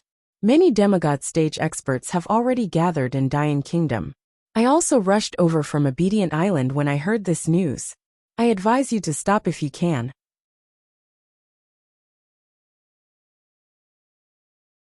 Under the attention of so many experts, you still want to earn that 200 million high-grade spirit stones? That's a fool's dream. Yu Qianqiu was shocked. This matter had already spread to the entire cultivation world? Analyzing Yin Baikong's character, he wasn't that generous to the point of announcing his family's dirty linen. Could it be that someone intentionally leaked this matter to see Yin Baikong make a fool of himself? How dare you ruin my plans? I'll deal with you when I'm free. He immediately set his sights on the Lord of Dian Kingdom, Hua Zongming. Thousands of thoughts ran through his mind, but his expression was somewhat confused as he asked, Why don't I understand what you're saying? Who is Yin Baikong? Why would I kidnap his grandson? You can't just spout nonsense without any evidence. Heh, are you not going to admit it? Nongzhu revealed an expression that said he overestimated himself and said, Tomorrow is the day to pay the ransom. The location is already known by everyone. Facing hundreds of demigod stage experts, even if you get the spirit stones, do you think you can still escape? I guarantee that you won't be able to hide.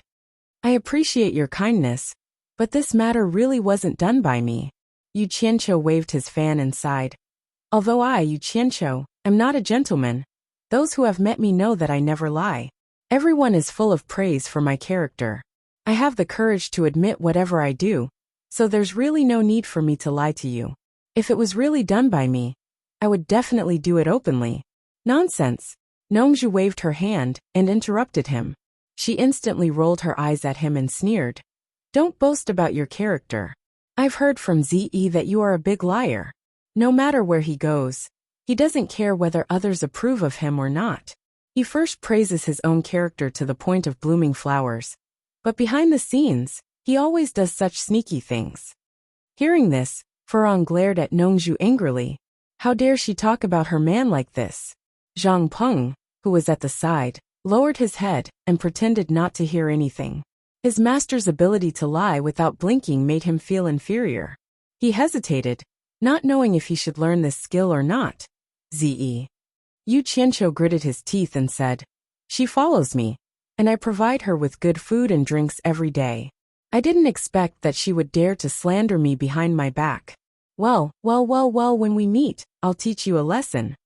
Nongzhu's face instantly darkened. She sneered and said, How do you want to teach her a lesson? Come on, tell me. A faint murderous aura spread out, and a flock of birds on the trees in the courtyard suddenly flew away in fright. In the blink of an eye, the whole courtyard became terrifyingly quiet, shrouded by an aura that made people's hearts palpitate.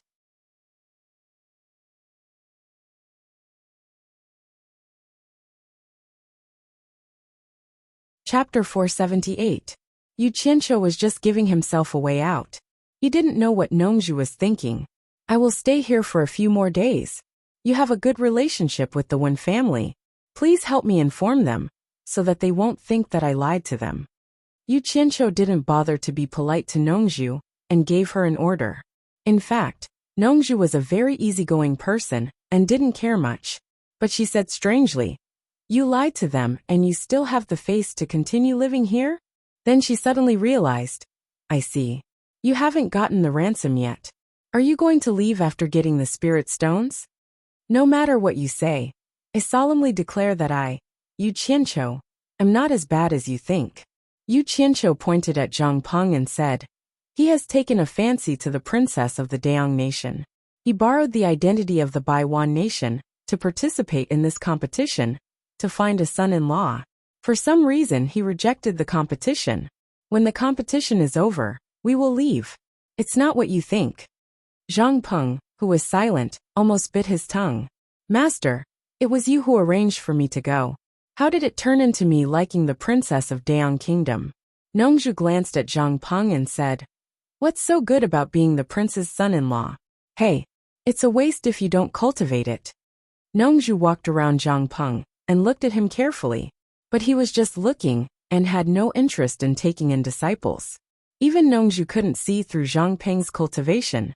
This made Yu Qianqiu more confident about the efficacy of the restraining breath pill. Yu Qianqiu said expressionlessly, "To each his own." What he meant was, "What do you care? Oh, since we met, I'll go and join in the fun," Nongju said indifferently. In fact, she suspected that Yu Qianqiu was up to something and wanted to go and see. "Up to you," Yu Qianqiu said as he laid down on the swing and pretended to sleep. Nongju smirked and turned to leave. Before he left, he gave Hibiscus a few more glances and discovered that she was also a mortal. He was truly speechless. It seemed like this fellow had mortal fetishes and liked to mingle with mortals. But it was none of his business. After Nongju found Wenrui and the others, and learned that there was indeed a competition to select the emperor's son-in-law, she decided to stay for a few days. Instead, he made up his mind to stay in the same courtyard as Yu Qianqiu. He had to observe him carefully to see what he was up to. In this embassy, Wen Chongjing was probably the most depressed one. He didn't expect to meet a liar, and the liar actually made an emperor wish to him. In addition to being depressed, his thoughts fell on the serious Nongju, hoping to find a chance to get close to her. Hipster, on the other hand, was a bit better. She was just a bit disappointed. Although she had been bullied by Yu Qianqiu for nothing, and he had even promised her the dream of eternal youth, she had indeed fallen for Farong. She had a high status since she was a child, and didn't have any real friends. It could be said that she was afraid of loneliness. However, Hibiscus made her see the hope of being friends. When Nongju returned to the small courtyard, she saw Yu Qianqiu lying on the swing leisurely. She immediately walked over and said angrily, "Don't you know how to respect your elders? Move aside." Disrespectful old man. Yu Qianqiu rolled his eyes and jumped off the swing. He said to Zhang Peng, "You don't need to guard here anymore. Go back to the house and rest." After saying that, he directly pulled Hibiscus back to the house. Nongju lay on the swing proudly and found that it was indeed more comfortable. He immediately made a decision in his heart. After returning to the South Sea purple bamboo forest, he would also get this thing. Although he seemed to be lying on the swing with his eyes closed, in fact, his divine sense had already enveloped the entire small courtyard. Tomorrow was the day to pay the ransom. Now, even if a master at the last stage of soul transformation broke in, he would not be able to escape from his divine sense. He wanted to see how this fellow could sneak out. Was it really as he said, that the kidnapping of Yin Baikong's grandson had nothing to do with him? However, he kept watch until the sky turned dark, and the three of them did not come out. Nongju was slightly alert, and his divine sense quickly invaded the room to check. However, what he saw made Nongju's face turn red. This damned fellow was actually making love with that woman. He quickly withdrew his divine sense and looked into Zhang Peng's room. When he found that Zhang Peng was also there, he felt at ease and closed his eyes, quietly controlling the entire courtyard. The next day, in the sky above Deyang City, a series of rapid flying sounds could be heard. All the targets were gathered at a certain place outside the city. The entire city's residents did not know what was going on. Only the cultivators knew that these were people with extremely high cultivation levels flying across the sky. Nongju squinted and looked at the sky. He really wanted to fly into the sky to watch the show, but he gritted his teeth and decided to watch Yu Qianqiu to death. He did not believe that this matter had nothing to do with Yu Qianqiu. His divine sense quickly swept across Yu Qianqiu's room. A man and a woman were still sleeping soundly on the bed. It seemed that they had overindulged in debauchery. As time passed, Nongju was as anxious as ants scratching his heart. Such a big show was not far from the city, but he could not see it. Of course, it was not far for him, but for ordinary people, it would take them half a day to get there. At this time, when Rue entered the courtyard and came to the swing, he bowed slightly and said, "Sir, it's almost time. Why don't we go together?" No, I want to keep an eye on this guy." Nongju deliberately shouted. He wanted to tell Yu Qianqiu clearly that as long as he was here today, Yu Qianqiu had to tell the truth, and there was no way he could sneak away. When Rui was a little confused, since he came all the way here, didn't he want to see how this matter would end? Why didn't he go? Nongju's seniority was higher than him, so when Rui could not say anything more, he immediately cupped his hands and said, "Then when Rui will go and have a look first. If there is any result, I will tell you when I come back." As soon as he finished his words, there was another whistling sound in the sky. He looked up and immediately flew away. As soon as when Rui left, Nongju quickly checked the room again. The woman had already gotten up and was dressing up at the dressing table, while Yu Qianqiu was still sleeping soundly on the bed. Nongju immediately transmitted a message to him. "Boy, you have slept for almost a whole day. Don't you want to go out and exercise?" Who knew that Yu Qianqiu's eyes would open wide and he would raise his head and shout, "Why are you so noisy? You peeping Tom, have you never seen a man sleeping with a woman?" His voice was so loud that everyone in the embassy could probably hear him. "Good, you dare to be rude to me. Let me tell you, as long as I am here today, don't even think about leaving this courtyard." Nongju sneered and transmitted a message to him. Her divine sense controlled the whole courtyard tightly. Dozens of miles west of Dayang City, there was a desolate valley deep in the mountains. It was originally a desolate place, but today, there were probably thousands of people gathered around the valley. At first, there were some people hiding, afraid that they would ruin Yin Baikong's plan. Later on, more and more people gathered. In the end, everyone stood out openly. Mountain peaks, treetops, cliffs, and other places were filled with people. It was simply overcrowded. The law does not punish the masses. Everyone believed that no matter how arrogant Yin Baikong was, he would not make everyone his enemy, right? Hundreds of soul-severing stage cultivators, hovering in the air, looked at each other speechlessly after seeing the situation below. With so many people guarding here, would the kidnappers still dare to come for the ransom? Moreover, looking at the situation around them, it seemed that there were still people rushing over. The instigators, Hua Zongming and the other 5 exchanged glances. It seemed that the news had spread far and wide. They did not expect that besides the soul-severing stage cultivators, there were still so many people who dared to come and watch Yin Baikong. Not long after, a sharp whistling sound pierced through the air. Before anyone could react, the black-robed, white-haired Yin Baikong had already appeared in front of everyone. Such a fast speed had indeed shocked everyone. They all secretly thought that a soul-severing late-stage expert was indeed extraordinary. He was indeed not someone that ordinary experts could compare to. Yin Baikong's cold eyes swept across the surroundings. His expression was truly not good, especially when he saw the group of people below. His face twitched uncontrollably. They simply did not know the meaning of death. Their cultivation was not that great, yet they dared to come and join in the fun. Yin Baikong immediately laughed evilly and said, "Everyone really gave me face. I will remember this face." His gaze was like a sharp blade, causing the people below to lower their heads. None of the people below dared to look directly at him.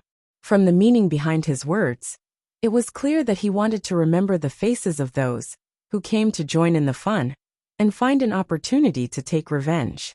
However, no matter how high Yin Baikong's cultivation was, it was impossible for him to remember the faces of so many people below. It was even more impossible for him to take revenge on them one by one. After all, not everyone was a rogue cultivator. Most of them had the backing of the cultivation world of various countries. They were not people that he could casually take revenge on just because he wanted to. His words were indeed a bit more threatening. Seeing the group of people below lower their heads because of his words, Yin Baikong finally felt a bit more comfortable in his heart. He found a bit of a sense of superiority. He looked around and waited for the kidnappers to appear. However, he was immediately stunned. He also had the same doubts as everyone else. With so many people gathered here, would the kidnappers really appear? Wouldn't they be a bit too daring? Yin Baikong even suspected that his grandson was already dead. It was purely the kidnappers who wanted to embarrass him and deliberately make fun of him. Just as his expression was uncertain, a loud rumble suddenly came from the valley. Everyone was slightly startled and quickly looked over. At the foot of the valley, on the side of the mountain wall that was originally intact, a 2-meter square stone slab suddenly fell down. A cave suddenly appeared in front of everyone's eyes. Hey, look, there seems to be some words on that stone slab. A soul formation stage cultivator in the sky suddenly pointed at the stone slab and said. Everyone looked at it with rapt attention. Sure enough, there seemed to be words on the stone slab. However, everyone was standing too high and the words were too small, so they couldn't see clearly. In Bai Kong, who was in the sky, instantly disappeared. In the blink of an eye, he was already standing in front of the cave in front of the mountain wall. Without hesitation, he quickly released his divine sense into the cave. This cave was obviously newly dug. It wasn't deep, only about 20 meters. However, there was a turn in the middle, so people couldn't see the bottom at a glance. But for a soul formation stage cultivator, this wasn't a problem at all. With a casual sweep of his divine sense, he was able to clearly see the situation inside. In Baikong frowned. There was nothing in this cave. It was empty. His gaze quickly fell on the stone slab beside him and checked the contents on it. The group of soul formation stage cultivators had already lowered their altitude in the air until they could see clearly. Many of them softly said, In Baikong, if you don't want to deliberately kill your grandson, don't rush into the cave. Obediently stand outside the cave and throw the spirit stones I want into the innermost part. With your cultivation, it shouldn't be a difficult task. As long as the number isn't wrong, you can immediately see your lively and unharmed grandson. The surrounding cultivators didn't dare to approach. They also didn't know what was written on it. The group of soul formation stage cultivators looked at each other in dismay. They didn't know whether to laugh or cry. Not only was this kidnapper bold, but he was also very experienced and professional. It didn't seem like this was his first time doing something like this.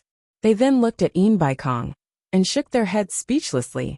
This guy was famous in the cultivation world for scheming against people.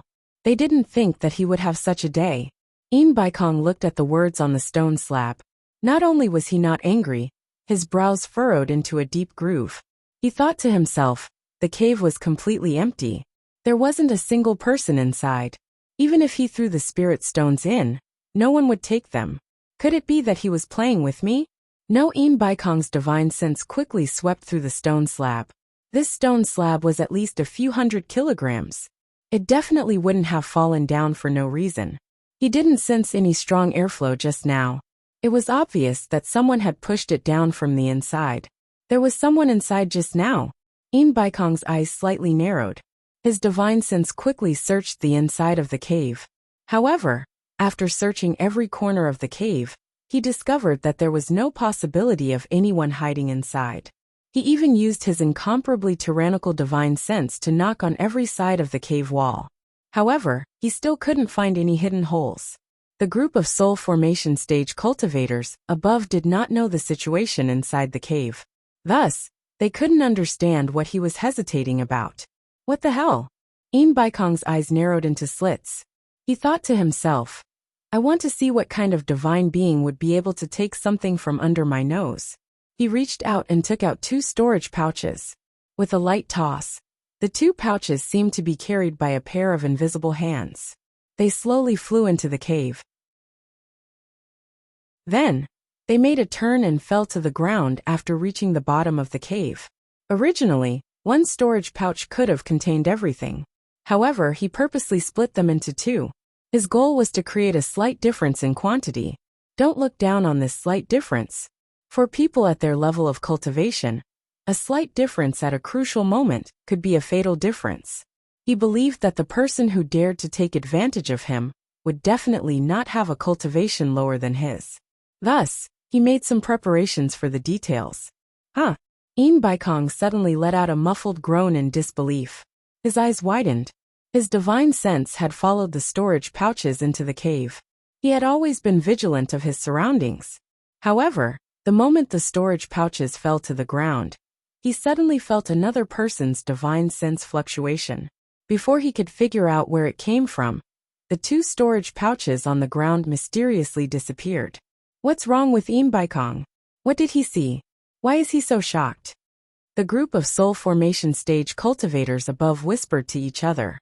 If it wasn't for the fact that they were afraid of being blamed by Baikong, they would have already gone down to investigate. They didn't see the situation inside. So how could they understand how shocked Baikong was right now? To be exact, Baikong was so shocked that he couldn't speak. His face was filled with horror. To be able to take away 2 storage pouches right in front of his eyes was simply unimaginable.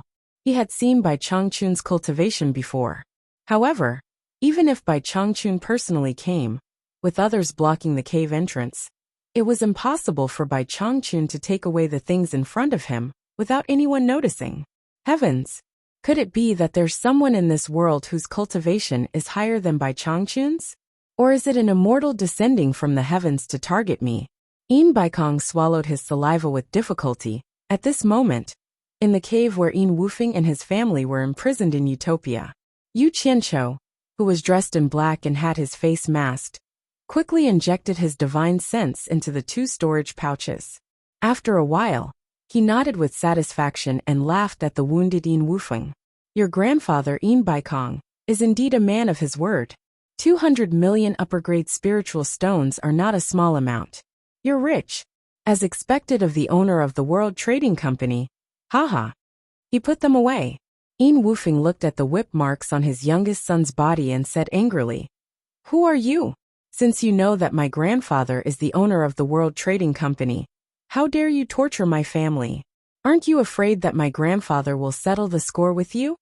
Baikong is nothing to me." Yu Qianqiu sneered. Seeing that Wufeng was about to bite, he waved his hand and said, "This guy is itching for a beating. I'll give him a good memory before I leave. Beat him." Wham! A masked man in black waved the rattan in his hand, causing Wufeng to wail and roll on the ground. Her family of women and children were so frightened that they burst into tears. "How dare you talk back to me? You don't even have the awareness of being a prisoner." Yu Qianqiu waved his hand again and said, "Forget it. A few lashes will do. It'll be bad if he dies. Baikong will scold me for not keeping my word. Damn it, I'm the most trustworthy person." Wufeng was unrepentant. He glared at Yu Qianqiu fiercely. Yu Qianqiu chuckled and said, "Don't look at me. Your grandfather has paid the ransom and will send you back soon. You should take care of your wife and children. If your grandfather refuses to pay the ransom, your family will have to part forever." "What do you mean?" Wufeng's eyes widened as he roared. "Nothing," Yu Qianqiu chuckled and said. "Your grandfather has paid the ransom, so of course I have to send you back. But I'm only paying the ransom for you. Do you understand what I mean? Despicable. Shameless." Wufeng roared. "You said you'll let my family go once you get the ransom. You're not keeping your word." Yu Qianqiu's gaze turned cold as he waved his hand lightly. Wham! The masked man beside him immediately lashed out with a whip, causing Wufeng, who had just struggled to get up, to scream and roll on the ground. "I've always been a man of my word. I'm a man of my word, and I'm a man of my word." Yu Qianqiu sneered and said, "Raise your arrogant head and think about it. I've always said that I'll let you go once I get the ransom. When did I say that I'll let your family go? I hate it when people slander me." Wufeng trembled with anger. He carefully thought about what the other party had said, and it was true. The other party did not say that he would let his family go once he got the ransom. He only promised to let him go. However, the other party's confusing words were clearly hinting to him that you represented his family. Now that the other party had gone back on his word, and his family was in the other party's hands, what else could he do? "What do you want so that you'll let my family go?" Wufeng roared. "Well, I'll help you think about it." Yu Qianqiu turned around with his hands behind his back before he suddenly nodded and said, "What do you think about this? I'll send you back first, and you can ask your grandfather for another 100 million upper-grade spiritual stones as ransom. Once I get the money, I'll immediately let your family go." Wufeng was completely speechless as he stared at Yu Qianqiu. Yu Qianqiu sighed and said, "Don't look at me with such resentment. This price is already very fair. Think about it. You're worth 200 million upper-grade spiritual stones. Don't tell me that all your wives and children aren't even worth 100 million to you. Will you go back on your word when the time comes? Yin Wufeng gritted his teeth and spat out word by word. Yu Qianqiu waved his hand and said, No. Listen carefully this time.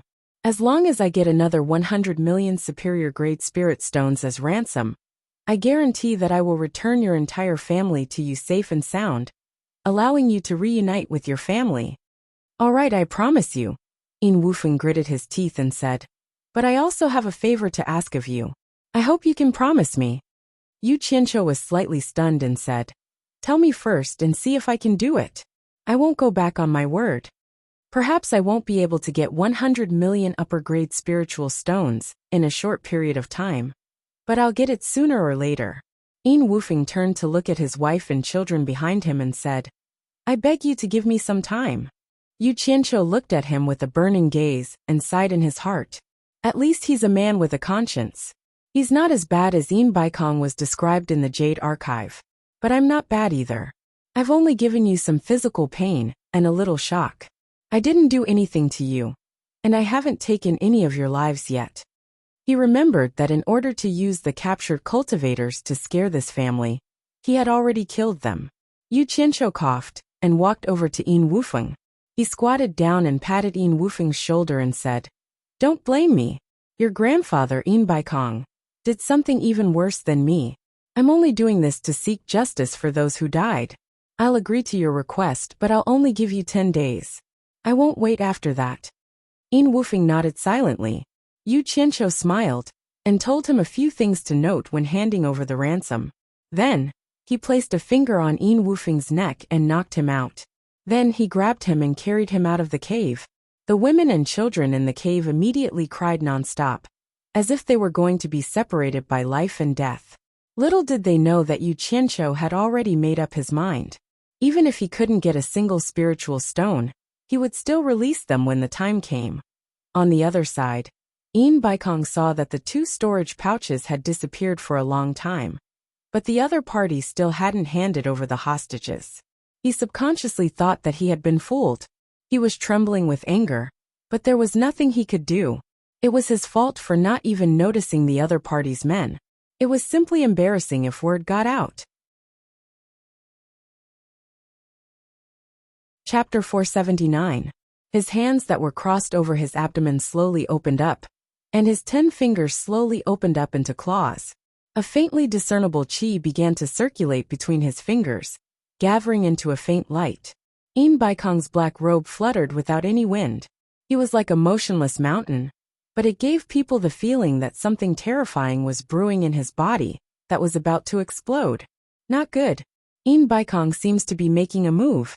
The soul-forming stage cultivator at the top had just spoken, but the others had already soared into the sky. They had obviously noticed it as well. What a joke. With Yin Baikong's cultivation, once he made a move, wouldn't it be a waste if they stood too close to be affected? The surrounding cultivators also noticed that something was wrong, seeing the group of soul-forming stage cultivators in the sky fleeing. How could they not know the terror of Yin Baikong's eruption? In an instant, figures flew everywhere, each faster than the last. Yin Baikong, who was extremely furious, wanted to make a move. He wanted to destroy the cave in one fell swoop, to vent the anger in his heart. However, just as the boundless true essence in his body was about to circulate, a weak moan suddenly came from the cave, before it could be released. Yin Baikong was slightly startled. His divine sense was like lightning, filling the entire cave in an instant. Yin Wufeng, who was riddled with injuries, had appeared out of nowhere. He was looking around blankly as he climbed up, holding onto the cave wall as he walked step by step towards the light outside. The powerful aura that he had accumulated disappeared in a blink of an eye. Yin Baikong's forehead was covered in a thin layer of sweat. His opponent's cultivation was too high, not just a little higher than his. He was practically treating him like a blade of grass, toying with him however he wanted. It was truly frightening. Yin Baikong had never been so afraid before. Even when he was facing the world's #1 expert by Changchun, he had never felt so uneasy. The anger that had just been ignited was instantly extinguished. His opponent had completely ignored his existence. Im Baikong did not dare to act rashly, because the consequences of destroying the cave would be unpredictable. The group of soul-forming stage cultivators in the sky could not help but exclaim in surprise. They had just noticed that Im Baikong's aura was getting stronger, and it looked like he was on the verge of exploding. Why did he suddenly retract his aura? A person walked out of the cave in a swaying manner, immediately attracting everyone's attention. After not seeing strong light for a few days, Yin Wufeng subconsciously covered his eyes when he approached the cave entrance. After a while, he let go and saw the black-robed Yin Baikong standing outside the cave. He immediately ran over. "Grandfather!" With a sorrowful cry, Yin Wufeng knelt on the ground and kowtowed while crying. Wufeng is unfilial to have alarmed grandfather's presence. "It's good that you're back. It was grandfather who implicated you." Yin Baikong's face revealed a rare trace of benevolence, but when he saw his grandson's ragged clothes and the lacerated flesh, he couldn't suppress his anger, causing his brows to tremble incessantly. He then shouted angrily towards the cave. "Who exactly are you? With your cultivation, why are you torturing a mortal?" The sound was like an invisible sharp blade, scraping the layers of rocks that had been peeled off the walls of the cave, causing them to fall to the ground. The spirit-severing cultivators in the air were all bewildered. They didn't know just how high the cultivation of the person inside the cave was to be able to cause Yin Baikong to be so fearful. Even though he was so angry, he was still able to restrain himself and not make a move. Seeing that no one in the cave replied, Yin Baikong looked around. Under the watchful eyes of the crowd, he knew that if he didn't act tough today, he would become a laughingstock for bullying the weak and fearing the strong. One must know that it was not shameful to submit to the world's #1 expert, by Changchun, because no one dared to defy him. However, if he were to submit to this nameless person, then his Yin Baikong's reputation would be ruined today. With this thought in mind, he couldn't care less about the other party's unfathomable cultivation. He shouted again, "Since you've come to me, then I, Yin Baikong, will not shirk my responsibility. Do you dare to come out and fight me?" The people in the air and the surroundings immediately whispered to each other. Yin Baikong had taken the initiative to issue a challenge. The show that everyone had been looking forward to was finally about to happen. It had been a long time since they saw a spirit-severing expert make a move. However, after waiting for a long time, the thing that everyone was looking forward to did not happen. The mysterious expert still did not show himself. Instead, they heard Yin Wufeng's pleading voice. "Grandpa, please calm down. Your granddaughter-in-law and great-grandsons are in his hands. Please save them, Grandpa. I'll send you to the side first. It's dangerous here. It's not a place for you to stay." Yin Baikong did not care about what he said. He looked around vigilantly and raised his hand to send him away. Unexpectedly, Yin Wufeng knelt down and hugged his leg, begging again. "Grandpa, please save them. Please save them. If you don't agree, they're dead." "Bastard! We don't even know where they are. How am I supposed to save them?" Yin Baikong reprimanded. Spirit stones are enough. He said that if I pay another 100 million high-grade spirit stones as ransom, he'll release my family." Yin Wufeng hugged his leg and refused to let go. "You actually believe this kind of nonsense?" Yin Baikong had the urge to slap him to death. It would have been fine if he did not say it, but now that he mentioned it, he only remembered that he paid 200 million high-grade spirit stones for the release of one person. Now he wanted another 100 million. This was simply intolerable. This was too much. The group of soul formation realm cultivators in the air were paying attention to every movement below. The conversation between the grandfather and grandson left them speechless. This kidnapper was too greedy. He was not satisfied with just 200 million and released the people in batches. He even wanted to get 100 million. Did he think spirit stones were rocks that could be picked up as he pleased?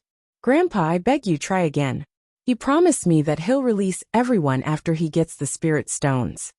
Yin Wufeng begged. "Let go," Yin Baikong said in a low voice. "If you don't let go, I'll kill you too. No, that person is ruthless. If we don't get the spirit stones, they'll die." Een Woofing cried bitterly.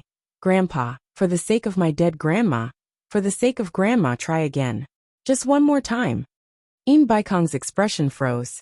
The image of that gentle woman appeared in his mind. He had countless women in his life. Due to his high cultivation, he had lived for too long. In the end, he could only watch as those women aged. After the women's beauty faded, they naturally could not attract his interest.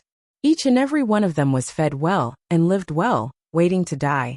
He could not even remember how many he had.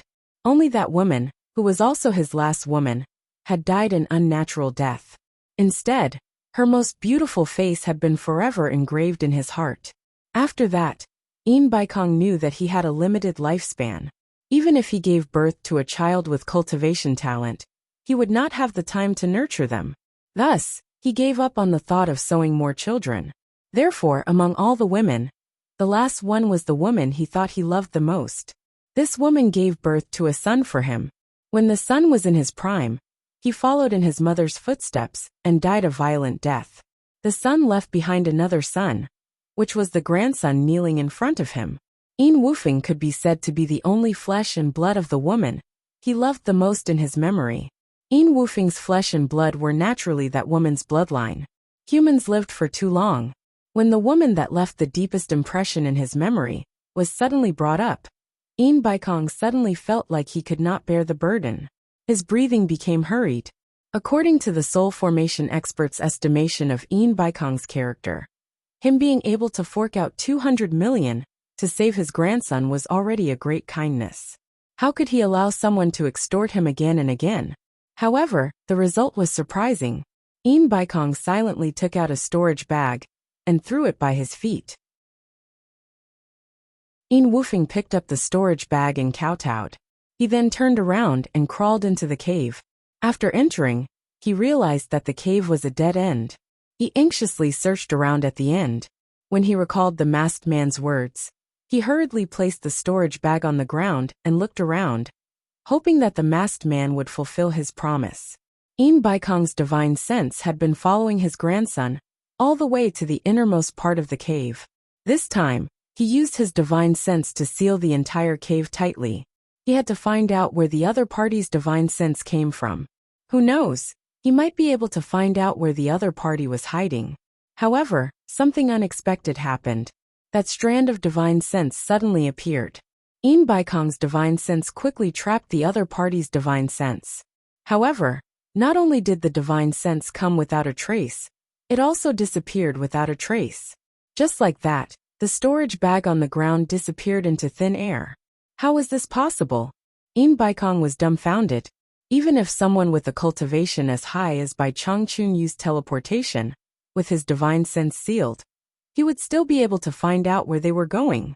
What kind of cultivation was this? Just with his divine sense, he had already surpassed the realm of teleportation? Een Baikong immediately felt his back break out in cold sweat. If he was not clear, he could still make wild guesses. If he was too clear, he would be scared out of his wits. One had to know that even teleportation could only be done if there was a path.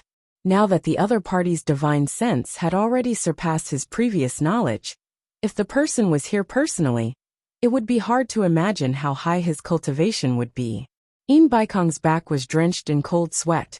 He had never heard of such a divine ability. Bang! Suddenly, there was an explosion from a faraway mountain. Een Baikong was startled awake and looked up. A ray of light rose into the sky and exploded into specks of light. Hua Zhongming, who was in the soul formation stage group, frowned and said, "That's strange. Why would someone release fireworks in this barren mountain? Everything that happened today is strange. Let's go take a look." The 5 people beside him quickly followed him. The 6 of them landed on a mountain top and saw 8 to 9 unconscious women and children lying on the bare mountain top. Every one of them had whip marks on their bodies. There was a rock beside them with words written on it. Een Baikong, I am a man of my word. Take the money and release the people. Everything is settled. We will meet again if fate allows it. On top of the rock, there was a small black triangular flag fluttering in the wind. The golden word hero was exceptionally eye-catching. This action was very arrogant, as if it was mocking everyone. We'll meet again if fate allows it? In Baikong was probably going to vomit blood. Hua Zongming and the others looked at each other. In Baikong, bring your grandson here. There are 9 unconscious women and children here. Let him see if they are his family members. Hua Zongming transmitted his voice to the direction of the valley far away. A moment later, the sound of breaking through the air could be heard. In Baikong was holding a transparent ball of light in one hand. It was In Wufeng inside. When the two of them landed, Hua Zongming asked, In Wufeng, take a look and see if these are your family members? Yes. In Wufeng knelt down and picked up a 7 to 8-year-old child. He asked anxiously, what happened to them? What's wrong? Grandpa, please save them. In Baikong didn't care about him at all. His gaze shifted from the few lines of words on the rock to the arrogant little flag. Xu Xian shook her head and said to In Wufeng, they are fine. They just temporarily fainted. A group of soul formation stage cultivators rushed over. After witnessing the scene, they were all speechless. They were thinking that In Baikong had lost a lot of face this time. He threw out 300 million upper-grade spirit stones, but he didn't even get to see the other party's face. They didn't even know who this hero was. It would be better not to provoke him in the future. Swoosh! In Baikong waved his palm. A powerful airflow surged, and the rock with the words on it turned into dust. The black flag landed in his hand. He stared at the word hero on the flag with an ashen face. He didn't care if In Wufeng's family could withstand the aftershock of his palm strike. Fortunately, for the sake of the children, Xu Xian became compassionate. She flashed in front of them in time and pushed out a light wave with her slender palm. Otherwise, In Baikong's 300 million upper-grade spirit stones would have been in vain. He would only be redeeming a pile of minced meat. Suddenly, In Baikong soared into the sky, shaking the clouds in the sky. His voice spread in all directions. Sneaky, hiding, using a few mortals to make a fuss. What kind of ability is that? If you have the guts, come out and fight me. He was currently muddle-headed from anger. He didn't care if the other party was a peerless expert or not. His voice reverberated in the mountains. Birds and beasts fled in fright, but no one came out to answer him. Everyone looked at each other and thought, maybe the kidnapper has already left. In Baikong let out a long angry roar. His figure suddenly rose and fell like a black shadow, shooting between heaven and earth. In an instant, an earth-shattering rumble resounded, causing the earth to tremble. In Baikong's figure crashed into 6 towering mountains in a row. The 6 connected mountains were flattened in a split second. The mountain springs were still, and the streams were nowhere to be seen. In the blink of an eye, they were covered by the soil that filled the mountain ravines, forming a vast flat land. The surrounding mountains were also affected. The towering trees were like helpless withered grass, uprooted by the strong airflow, and flying in all directions. A perfectly good old forest in the mountains was forcefully changed in an instant. The spirit-severing experts also released their protective chi to defend themselves. Hua Zongming naturally wouldn't let anything happen to In Wufeng. If this crazy guy turned around and found an excuse to cause trouble, it would be troublesome. He immediately formed a circle with the other 5 to protect the family. Although everyone was shocked by this spirit-severing expert's power, they weren't too surprised. After all, they had seen Bai Changchun in action. The world's #1 expert was someone who could fly to the heavens and use lightning as a sword. He was even more terrifying when he went crazy. In Baikong was much weaker than him. Therefore, everyone's mental endurance was no longer the same as before. However, to the dumbfounded In Wufeng, he only found out today how powerful a person like his grandfather was. He also understood how much his grandfather had suffered today. This was the action of a person who had nowhere to vent his anger. The suffering that his family had suffered had been thrown to the back of his mind.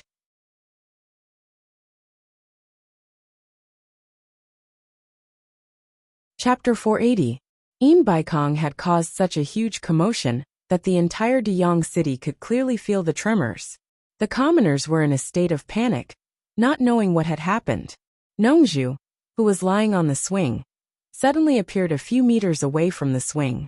With a solemn expression, She stared at the direction of the source of the tremors and murmured, "Could it be that Een Baikong and the kidnappers fought?"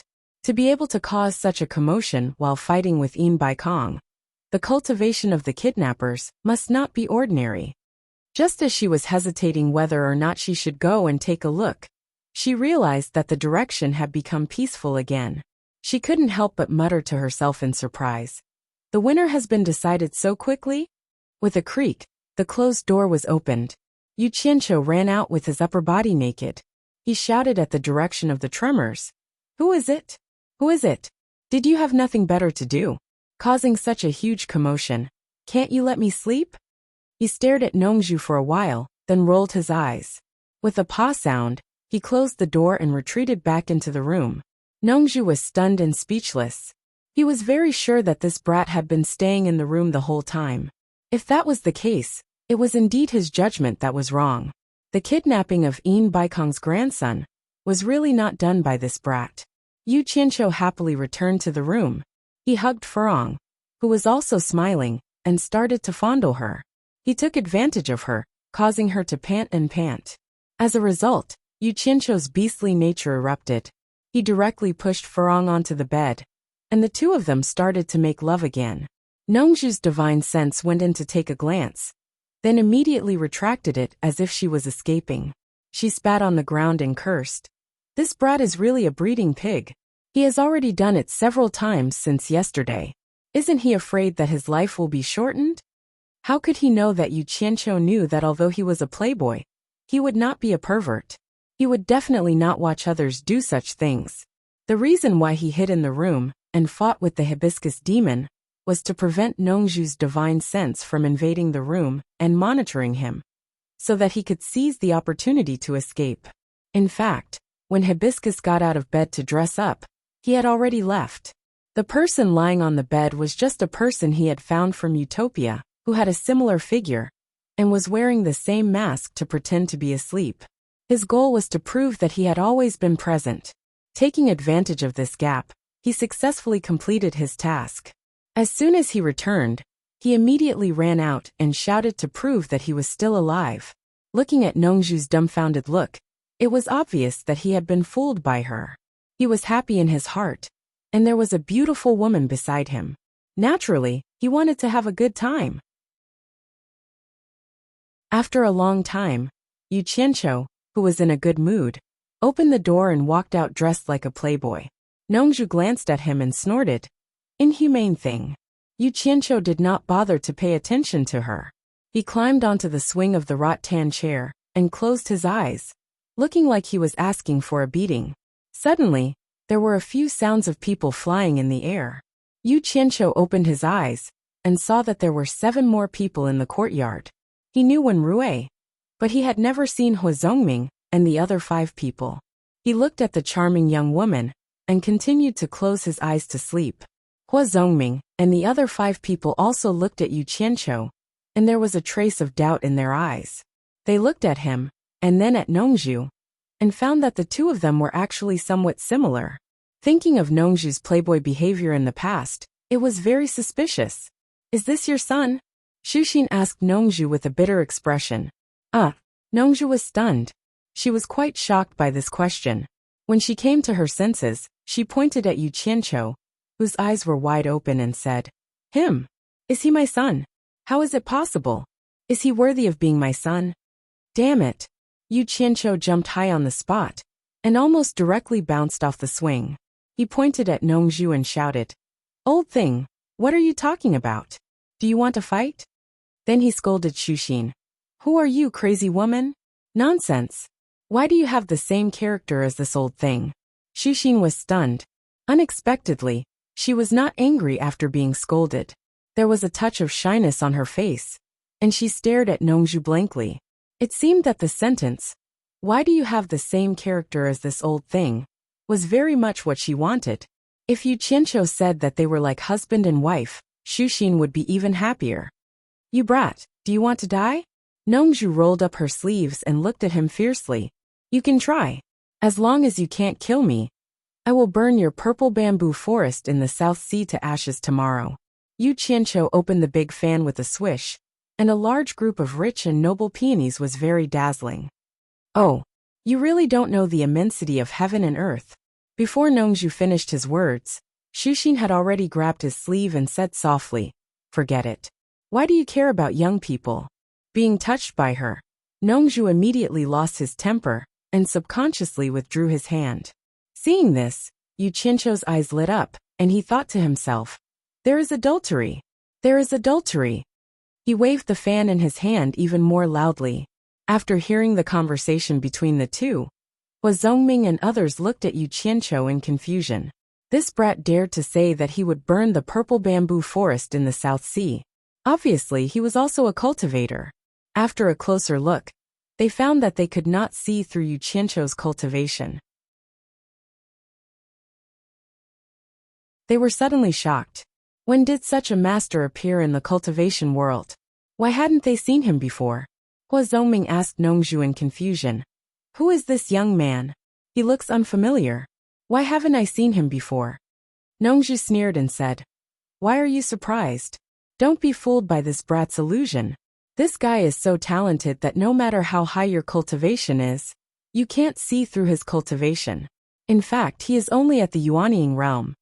Hua Zongming and others said, Oh, and showed an expression of understanding. However, the doubt on their faces did not decrease. Just imagine, a cultivator at the Yuanying realm dared to talk to Nongju like this. He must have a powerful background. Humph! Yu Qianqiu snorted coldly and showed Nongju a look that said, You dare to expose me? Just wait and see. Nongju was naturally not afraid of his threat. She turned to them and asked, Why are you here? Is there anything I can do for you? Hua Zongming and others almost looked at Shushin at the same time. She did not say that she wanted to come and see. Why would a group of masters at the Huashan realm come here? When Rui was also aware of this, he immediately cupped his hands and said with a smile, I invited you to come and have a seat. Nongju followed their eyes and looked at Shushin. She suddenly understood in her heart, but she pretended to know nothing.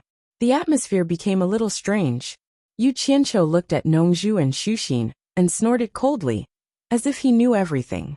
At this time, Furong walked out of the room quietly. She bowed slightly to them and pulled Yu Qianqiu, saying, Yu Qianqiu, why didn't Wenqing come? Shall I go and find her? Yu Qianqiu frowned and thought, My fake identity has been exposed. She may not play with you anymore. Just as he opened his mouth to speak, he suddenly saw an old man opposite him shout at Furong. What did you call him just now? The three words, Yu Qianqiu, immediately made everyone's eyes focus on Yu Qianqiu. Furong's eyes immediately became a little flustered. Yu Qianqiu cursed inwardly. This last probably didn't turn around for a moment and accidentally called out. Nongju's expression also changed slightly. The person who shouted was Yan Ji from the Xiushui kingdom. Zi had told him that Yu Qianqiu had killed 2 foreign cultivators with the surname Yan in the 100 Flowers Valley. He knew that they were this old man's disciples. This was a big problem. Speak, Yan Ji shouted again.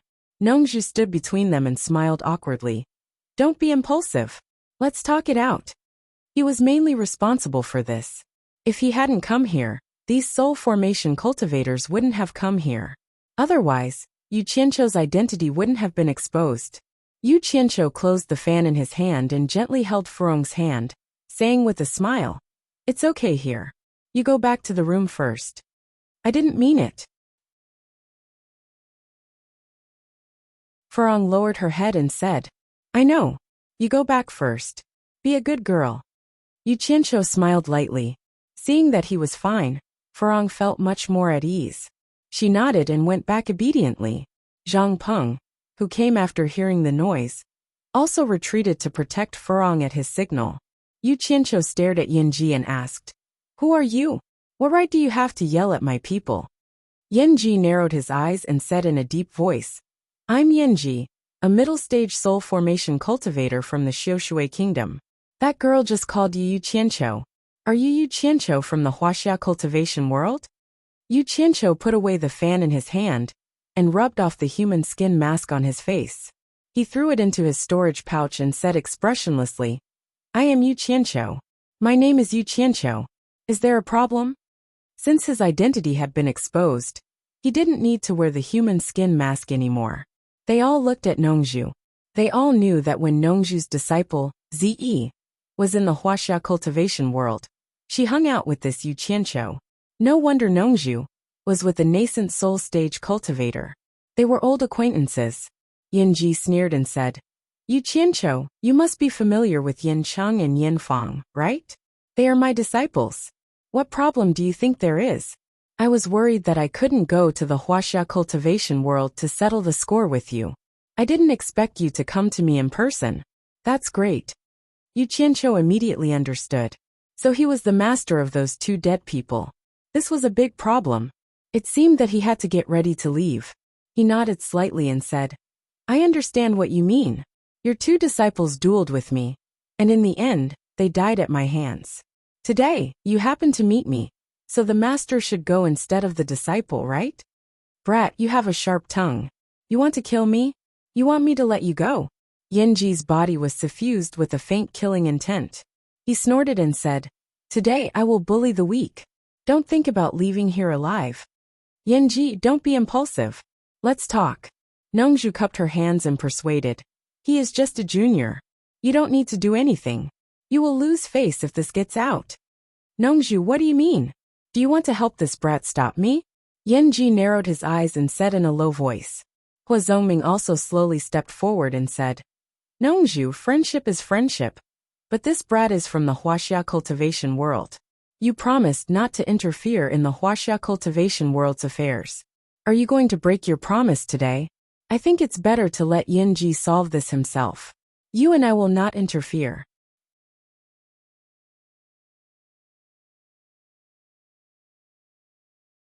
Chapter 481. So you and I don't need to interfere? Nongju asked with a sarcastic smile. The other party had inserted himself into the conversation, clearly warning him that if he interfered in the matter between Yu Qianqiu and Yanji, then he might have to intervene as well. It was understandable. The six of them had always been relying on each other in order to gain a foothold in the cultivation world. Hua Zongming was the owner of this place, so he had to be the first to speak. Hua Zongming, are you threatening me? Nongju still had a smile on her face, but her eyes were cold. Hua Zongming shook his head and said, Think what you want. Nongju, I just want to remind you that you won't interfere with the cultivation world of Huaxia. Of course I won't interfere with the cultivation world of Huaxia. Nongju pointed at Yu Qianqiu and said, If you want to, you can check it out. This guy has left the Huaxia Cultivation Alliance and fought with the Daoyuo sect before he left. Now that he has left the cultivation world of Huaxia, he is no longer a member of the cultivation world of Huaxia. So, I won't interfere with the cultivation world of Huaxia. Pu Taidong coughed and took a step forward, saying, Leaving the cultivation world of Huaxia doesn't mean he won't go back. Who knows if he's out for fun or something else? Pu Taidong, you've gone too far. Nongju waved her hand and pointed at the sky, saying, Most of the soul-forming stage masters in the world came from the cultivation world of Huaxia. According to what you said, Yin Baikong is probably a member of the cultivation world of Huaxia. They frowned and looked at each other. Yanji said coldly, Nongju, are you determined to go against us? I never want to go against anyone. I just want to live a free and unfettered life. You should know that, Nongju said lightly. Then she looked back at Yu Qianqiu, pulled out the bamboo flute from her waist, and gently stroked it in her hand, saying, But this guy exposed his identity in front of you because of me. I don't want to owe anyone anything.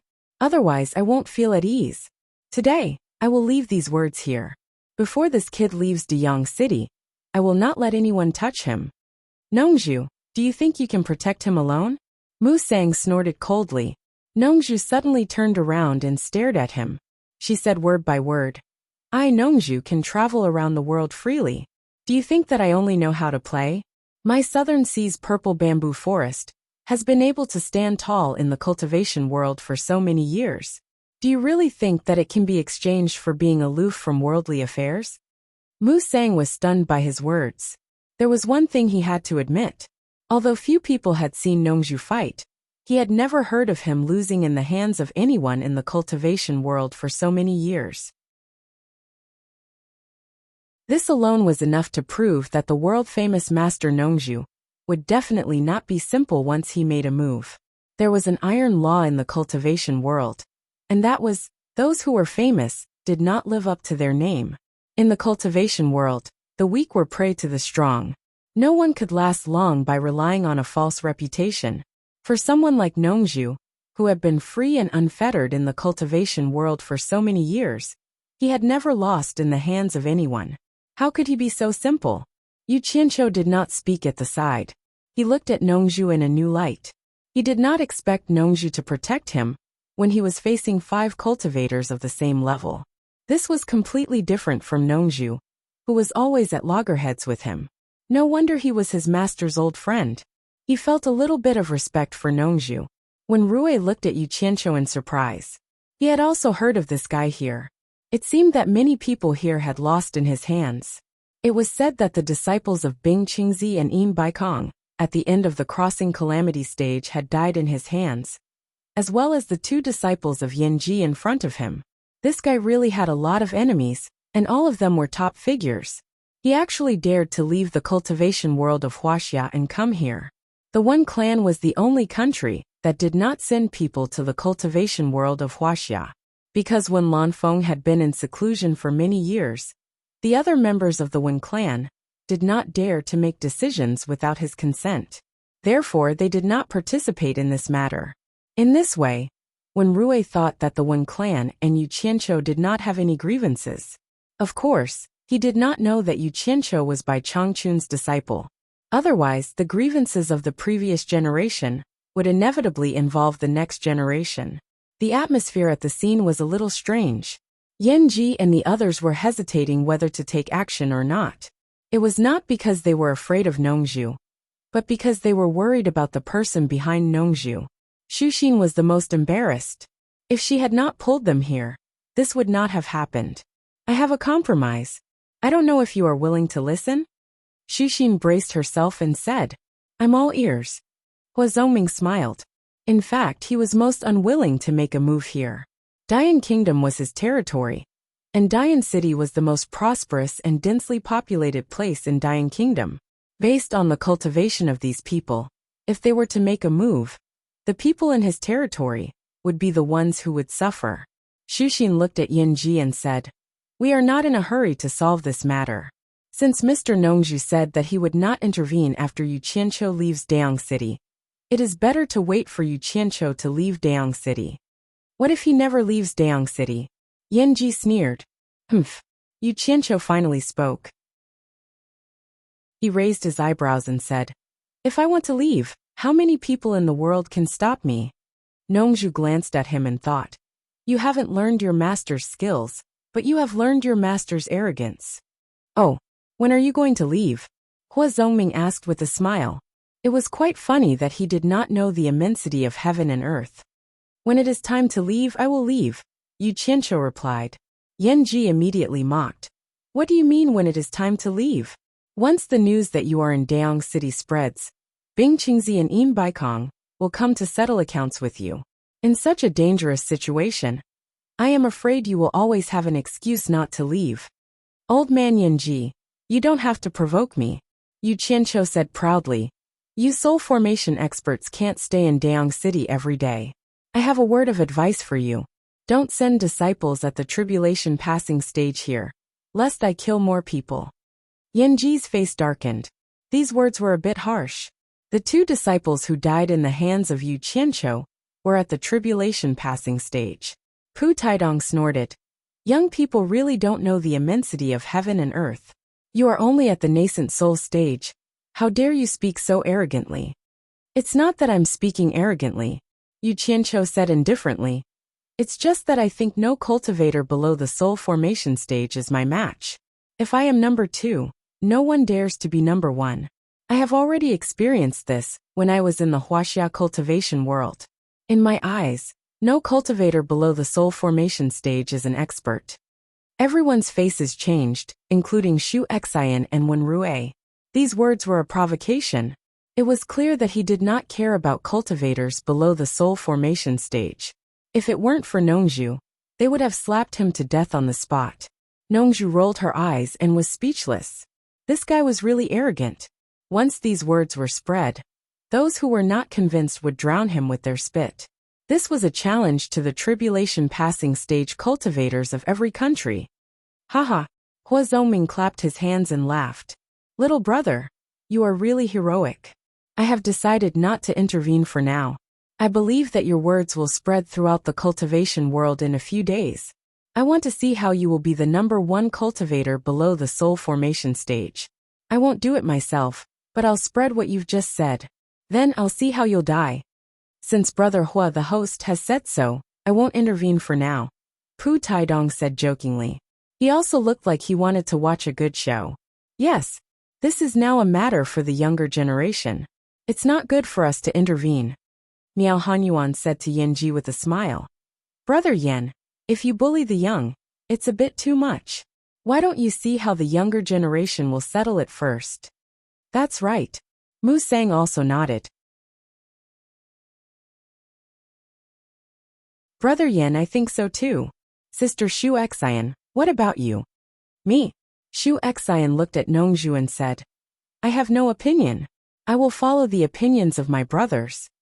Yanji naturally understood what everyone meant.